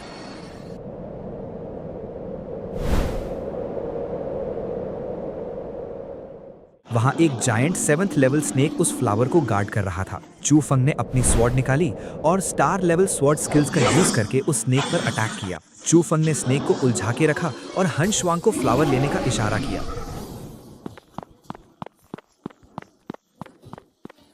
जैसे ही हन शुआंग ने वो फ्लावर उठाया, वो खुशी से मुस्कुराएं, ये सोचकर कि अब उनकी पावर्स वापस आ जाएंगी। लेकिन यही मेरे असली खेल का वक्त था। असल में मैं उसका रूप लिए हुए था। अब जब रात हुई तब मैंने अपना अगला खेल शुरू कर दिया। मैंने अचानक से अपनी स्वॉर्ड घुमाई और बिना कोई मौका दिए सीधे हन शुआंग के सीने में उतार दी। वो झटके से पीछे गिरी, उनके मुंह से खून निकलने लगा। उन्होंने मुझे चू फंग समझते हुए गुस्से और दर्द में कहा कि मैं बहुत कमजोर हूं और उनका लेवल अभी भी मुझसे हाई है। मैंने अपनी असली पहचान छुपाए रखते हुए स्मर्क किया और चू फंग की ही आवाज में कहा कि ये उनका भ्रम है। मैंने उन्हें बताया कि वो अब बचने वाली नहीं है। उन्होंने अपनी आखिरी सांस तक मुझसे लड़ने की कोशिश की, पर वो बहुत कमजोर हो चुकी थी। मैंने बिना किसी रहम के उनका काम तमाम कर दिया। अब असली चू फंग पर अपनी ही टीचर का खून करने का सबसे घिनौना इल्जाम लगने वाला था और पूरी दुनिया में कोई भी उसे बचा नहीं पाएगा। वहां से निकलने के बाद मैंने अपने कपड़े साफ किए और सोचा कि मर्डर करना और आग लगाने जैसा बुरा काम उस लूजर चू फैंग के नाम पे डालना अच्छा आइडिया था। आखिर मैं सू फैमिली का यंग मास्टर हूं और एक जस्टिस पसंद इंसान हूं। अगली सुबह तक ये न्यूज आग की तरह पूरे सिटी में फैल गई। स्ट्रीट पर हर कोई इस बारे में बात कर रहा था। हर एक इंसान शॉक था कि जिंगवू एकेडमी की वाइस प्रिंसिपल हान शुआंग की इतनी बुरी तरह से मर्डर हो गया है। लोगों को समझ नहीं आ रहा था कि ये कब और कैसे हुआ। वहीं दूसरी तरफ उनके मीटिंग रूम में सारे ऑफिशियल्स और टीचर्स गुस्से से पागल हो रहे थे। उन्हें लग रहा था कि ये सब उस ट्रेटर चू फैंग का काम है। एक टीचर टेबल पर मुक्का मारते हुए चिल्ला रहा था कि इस चू फैंग की इतनी हिम्मत कैसे हुई कि उसने इतना बड़ा क्राइम कमिट किया और अपनी ही टीचर को मार डाला। हर कोई उसे अपने हाथों से मारने की कसम खा रहा था। उन सबका फ्रस्ट्रेशन देखकर मुझे बहुत सुकून मिल रहा था। अपने लग्जरी रूम में आराम से बैठे हुए मुझे सिस्टम की तरफ से नोटिफिकेशन मिला। सिस्टम ने मुझे कॉन्ग्रेचुलेट किया क्योंकि मेरा फ्रेम करने का प्लान बिल्कुल 100% सक्सेसफुल रहा था और इस दुनिया की ओरिजिनल स्टोरी लाइन अब पूरी तरह से कोलैप्स हो चुकी थी। मैं हंसने लगा क्योंकि उस सन ऑफ डेस्टिनी चू फैंग को इतने टाइम तक पालने का अच्छा रिजल्ट मिला था। मैं जानता था कि थोड़ा सा ट्रैप सेट करने पर कितने सारे रेयर आइटम्स ड्रॉप होते हैं। मुझे अचानक याद आया कि मेरे पास जो सोल नर्चरिंग पिल है उसे मैं अपने 5th ग्रैंड अंकल को दे सकता हूं। इस पिल के इफेक्ट से उनकी पावर में मैसिव जंप आएगा और जब टाइम आएगा तो मैं उन्हें कोई अच्छा सा मार्शल सेज ओरिजिन भी दे दूंगा जिससे वो इजीली सेंट लेवल तक पहुंच जाएंगे। मेरा प्लान बिल्कुल क्लियर था कि जैसे ही मैं 8th स्टेज के लेट फेज में ब्रेक थ्रू करूंगा, मैं अपने 3rd ग्रैंड अंकल के साथ मिलकर 1 मिलियन की आर्मी सीधा निहॉन पर अटैक करने भेज दूंगा ताकि वहां से बाकी एलियंस को क्लीन किया जा सके। तभी मेरा एक सबऑर्डिनेट दरवाजा खोलकर अंदर आया और थोड़ा नर्वस होते हुए बोला कि young boss, spiritual power research institute का डायरेक्टर हान सिन मुझसे मिलने आना चाहता है। मैं समझ गया कि वो बुढ़ा क्या चाहता है। मैंने बिना किसी टेंशन के कहा कि उस हान सिन को मैसेज दे दो कि आज रात वो अकेला सिटी लॉर्ड मैंशन में आए और मुझसे मिले। रात के टाइम हान सिन और उसके 2 गार्ड मेरे मीटिंग रूम में वेट कर रहे थे। उनके चेहरे पर टेंशन साफ दिख रही थी। जैसे ही मैं रूम में एंटर हुआ, वो तीनों तुरंत खड़े हो गए और मुझे रिस्पेक्ट दी। मैंने उन्हें शांत रहने को कहा और बोला कि आप दोनों ह्यूमन रेस के हीरो हो, इसलिए मुझ जैसे जूनियर के सामने फॉर्मल होने की जरूरत नहीं है। मैं चेयर पर बैठते हुए चाय का कप उठाया और डिस्कशन स्टार्ट किया कि आखिर डायरेक्टर हान सिन इतनी रात को यहाँ क्या करने आए हैं। उसने थोड़ा हेजिटेट करते हुए पोलाइटली कहा कि मैंने जो 100 मिलियन स्पिरिट स्टोन्स और 8th grade demon plants donate किए थे वो उसके इंस्टीट्यूट को मिल गए हैं, इसलिए वो आज स्पेशली मुझे थैंक यू बोलने आया है। मैंने कैजुअली रिप्लाई किया कि ये तो छोटी सी बात है, आखिर ये सब ह्यूमन रेस की भलाई के लिए किया गया था और मेरी सू फैमिली के पास काफी रिसोर्सेज हैं, तो थोड़ा बहुत डोनेट करना हमारा ड्यूटी बनता है। ये सुनकर हान सिन ओवर एक्टिंग करते हुए मुझे मस्का लगाने लगा कि सू फैमिली सच में लॉन्ग किंगडम का मेन पिलर है और मेरे जैसी पावरफुल यंग जनरेशन को देखकर उसे बहुत प्राउड फील होता है। मैंने भी हम्बल एक्ट करते हुए बोला कि मेरा नाम अब कुछ ज्यादा ही बड़ा हो गया है, पर मैं किसी पिलर जैसा एक्ट नहीं करता। मैंने टॉपिक चेंज करते हुए नकली सिंपैथी दिखाई और कहा कि डायरेक्टर हान सिन, मुझे आपके लिए बहुत बुरा लग रहा है। अगर मैंने फर्स्ट सिटी में वाइस प्रिंसिपल हान शुआंग को नहीं बचाया होता तो वो यहीं वापस नहीं आती और शायद उसके साथ इतना बुरा नहीं होता। ये सुनते ही उस बुढ़े का चेहरा दुख से भर गया और उसने कहा कि ये शायद उसकी बेटी की किस्मत थी।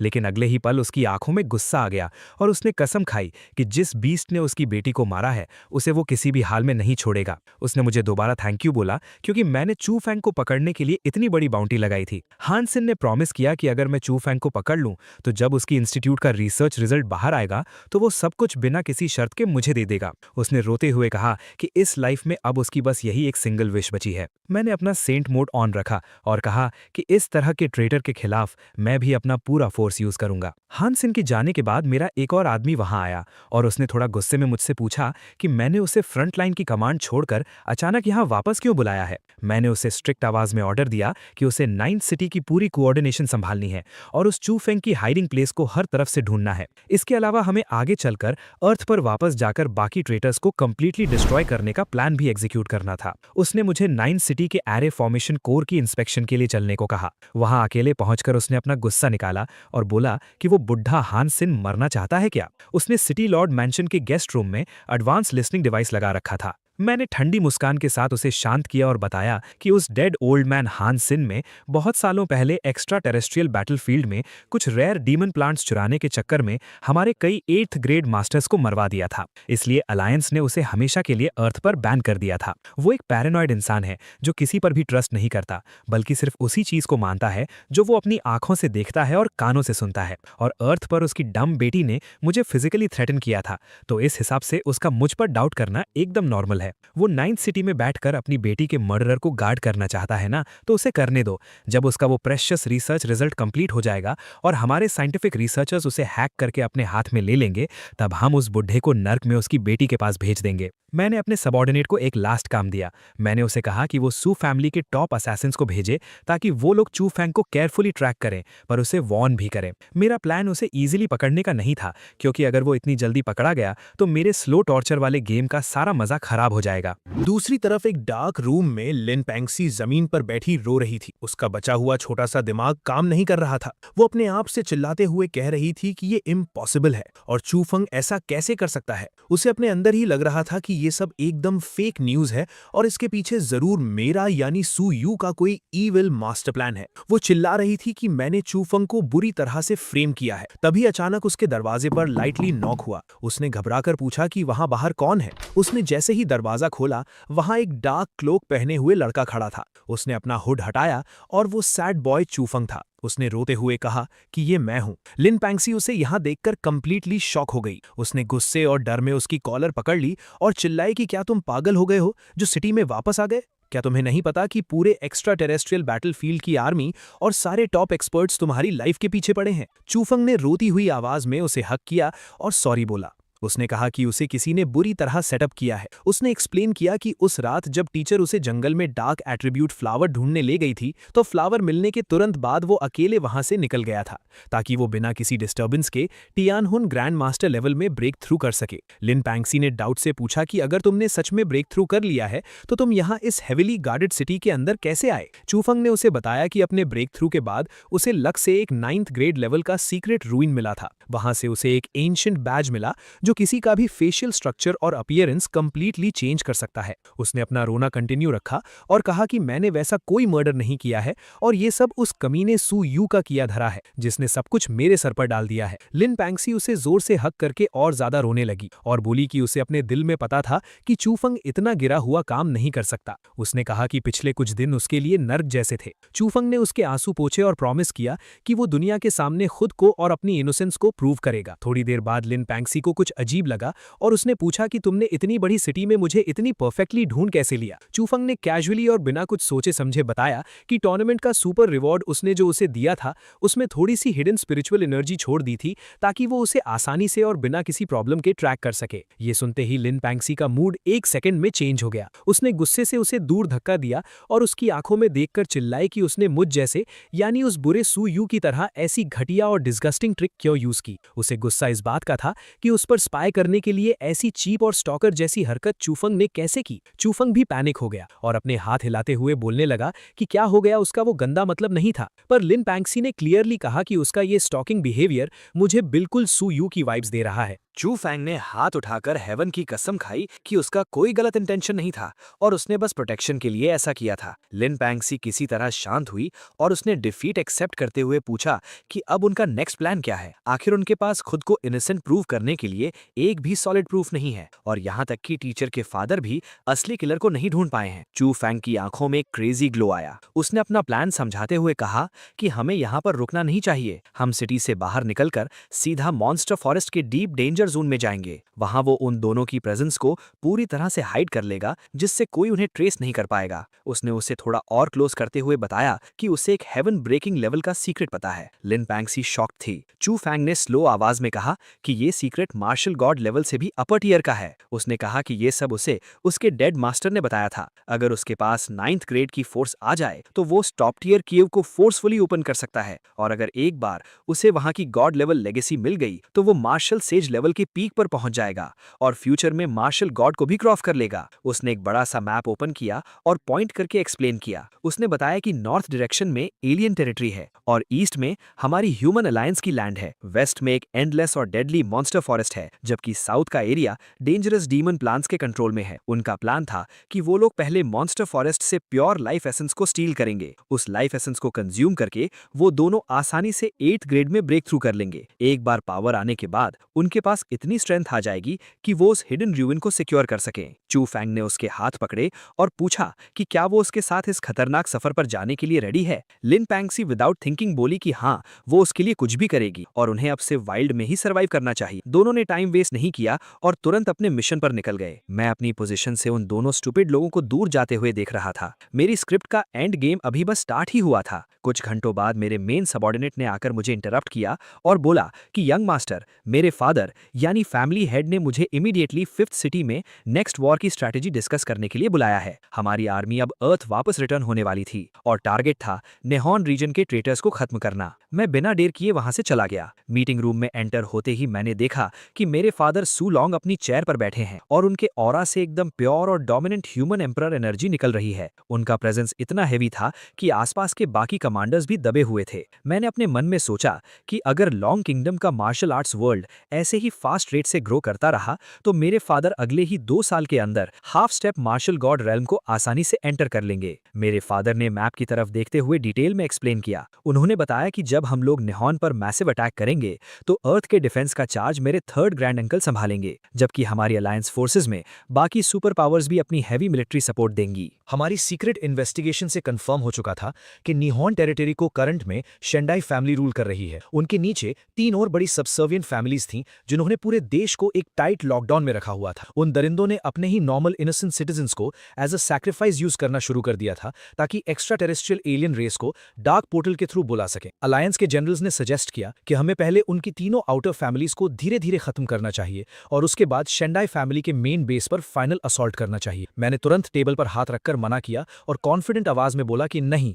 हमें डायरेक्ट फ्रंटल अटैक करना चाहिए। उनकी आउटर फैमिलीज अपने आप रिट्रीट करके सेंटर को डिफेंड करने आएंगी ही। अगर हमने अपनी फोर्सेस को उन आउटर लोकेशंस पर स्प्रेड कर दिया तो पावर डिवाइड होगी और उन्हें तैयारी करने का टाइम मिल जाएगा। ये सुनकर एक ओल्ड कमांडर ने ऑब्जेक्शन करते हुए कहा कि डायरेक्ट अटैक से हमारी साइड में कैजुअलिटीज बहुत मैसिव हो सकती हैं, पर मैंने ईवल स्माइल के साथ कॉन्फिडेंटली जवाब दिया कि मेरे पास उनका शील्ड और डिफेंस अरे ब्रेक करने का सॉलिड मेथड है। हमें बस अपनी पूरी फोर्स उनके शेंडाई बेस पर कॉन्सेंट्रेट करनी है। मेरे फादर ने गर्व से मेरी तरफ देखा और जनरल से कहा कि अगर इस यंग बॉय ने चैलेंज लिया है तो हो सकता है वो अरे जिसे पूरे देश को मेल्ट करके बनाया गया है एक बेकार जोक बनकर टूट जाए। उन्होंने सबको ऑर्डर दिया कि हमारा फोकस शेंडाई बेस पर ही होगा। साथ ही मेरे फादर ने मुझे सीरियस वार्निंग देते हुए कहा कि बेटा याद रखना, हमारे सोल्जर्स की लाइफ के साथ किसी भी तरह का क्रूअल गेम मत खेलना। अगर बैटल में एक्स्ट्रा टाइम लगता है तो कोई इशू नहीं, पर हमारे फाइटर्स की जान बिना मतलब नहीं जानी चाहिए। मैंने उन्हें अश्योरेंस दी कि मैं बिना सोचे समझे एक्सट्रीम डेंजर वाला रास्ता नहीं लूंगा। एक बार डिसीजन लॉक हो गया तो सबने अपनी रेस्पेक्टिव आर्मीज को रेडी करना स्टार्ट कर दिया। मेरा टास्क अरे ब्रेक करना और सिविलियंस को रेस्क्यू करना था।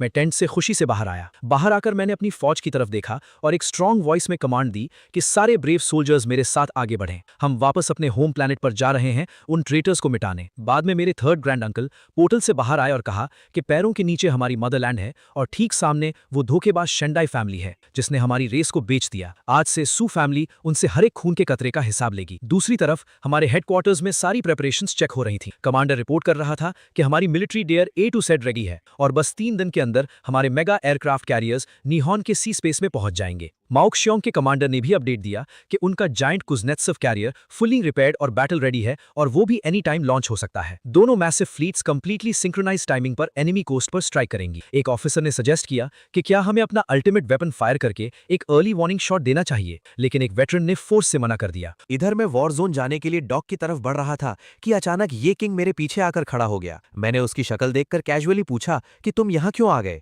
और तुम्हें अब मुझसे क्या फेवर चाहिए। ये किंग ने डीप ब्रेथ ली और फर्मली रिक्वेस्ट की कि इस डेडली इन्वेजन में वो भी मेरे स्क्वाड के साथ चलना चाहता है। उसने कहा कि उसे 7th स्टेज में एंटर करने के लिए रियल डेथ कॉम्बैट की जरूरत है। उसने प्रॉमिस किया कि अगर वॉर जोन में उसे कुछ हो जाता है तो उसका ब्लेम मेरे ऊपर बिल्कुल नहीं आएगा। मेरा मूड ठीक था, इसलिए मैंने उसे एक दिन बाद सुबह पोर्ट पर आने को कह दिया। अगले दिन पूरी आर्मी अपने मैसिव ट्रांसपोर्ट कैरियर्स में बोर्ड हो रही थी। हमारी फोर्स किसी डार्क क्लाउड की तरह दिख रही थी।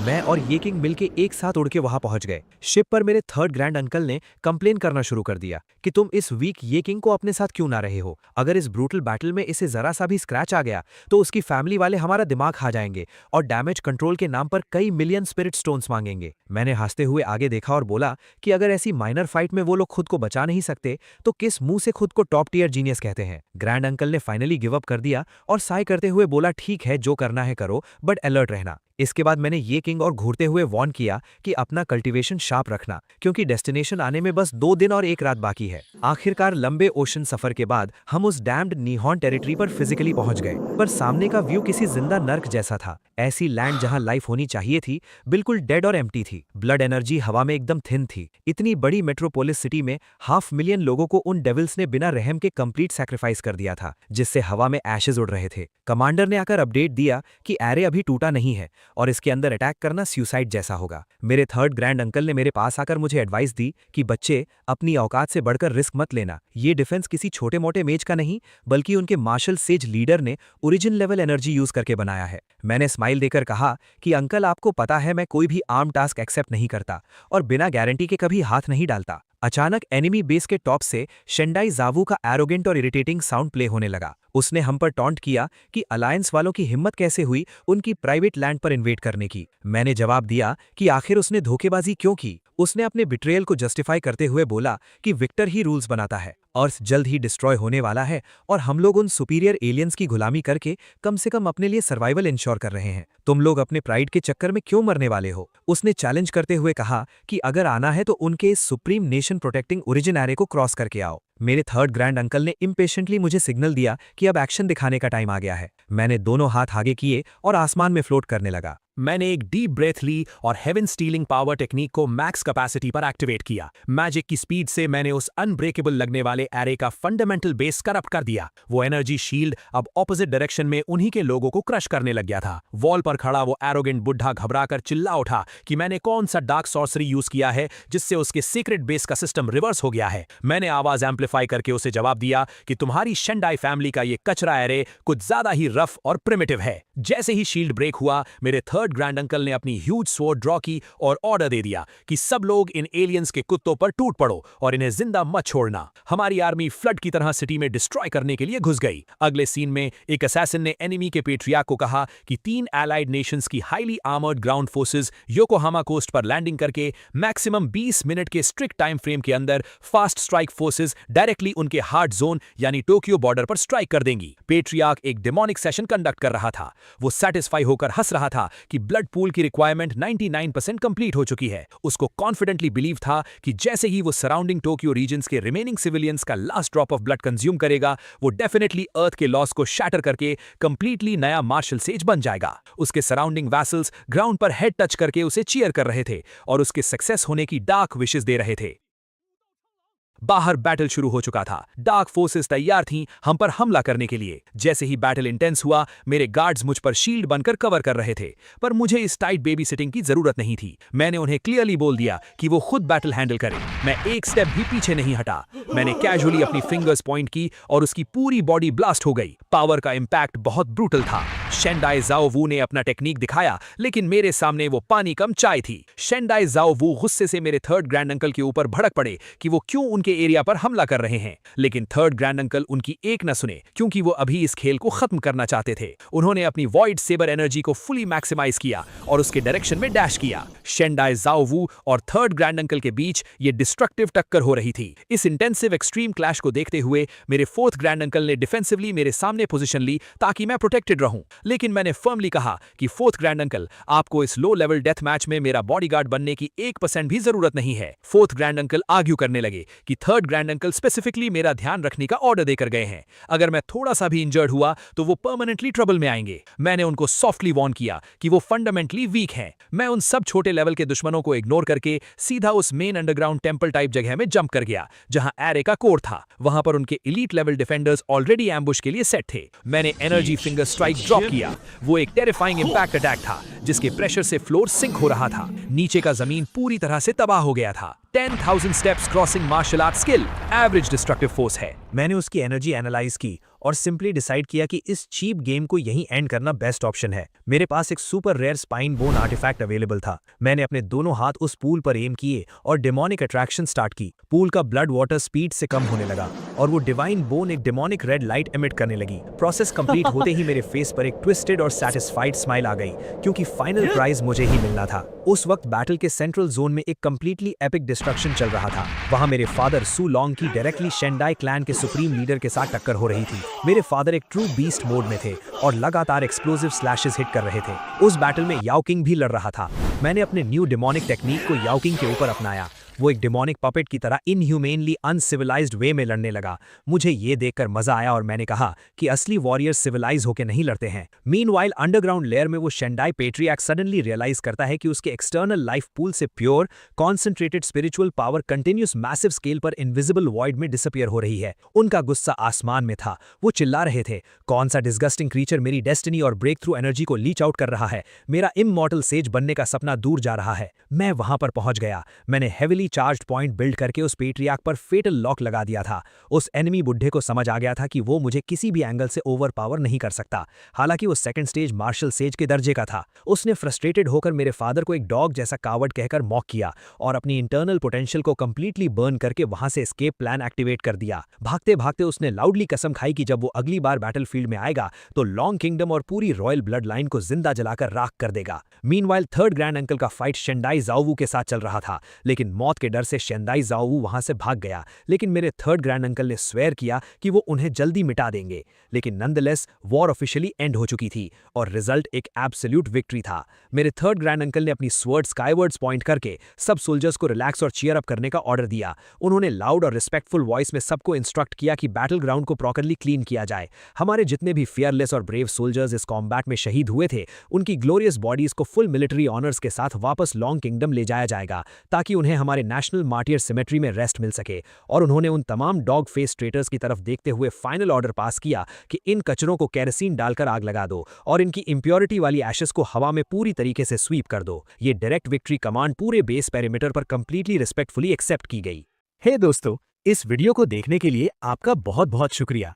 प्लीज इस वीडियो को लाइक और शेयर जरूर करें। तो प्लीज इस वीडियो को अपना पूरा सपोर्ट दें और ऐसी ही नई नई स्टोरीज के लिए चैनल को अभी सब्सक्राइब कर लें। मिलते हैं अगले वीडियो में।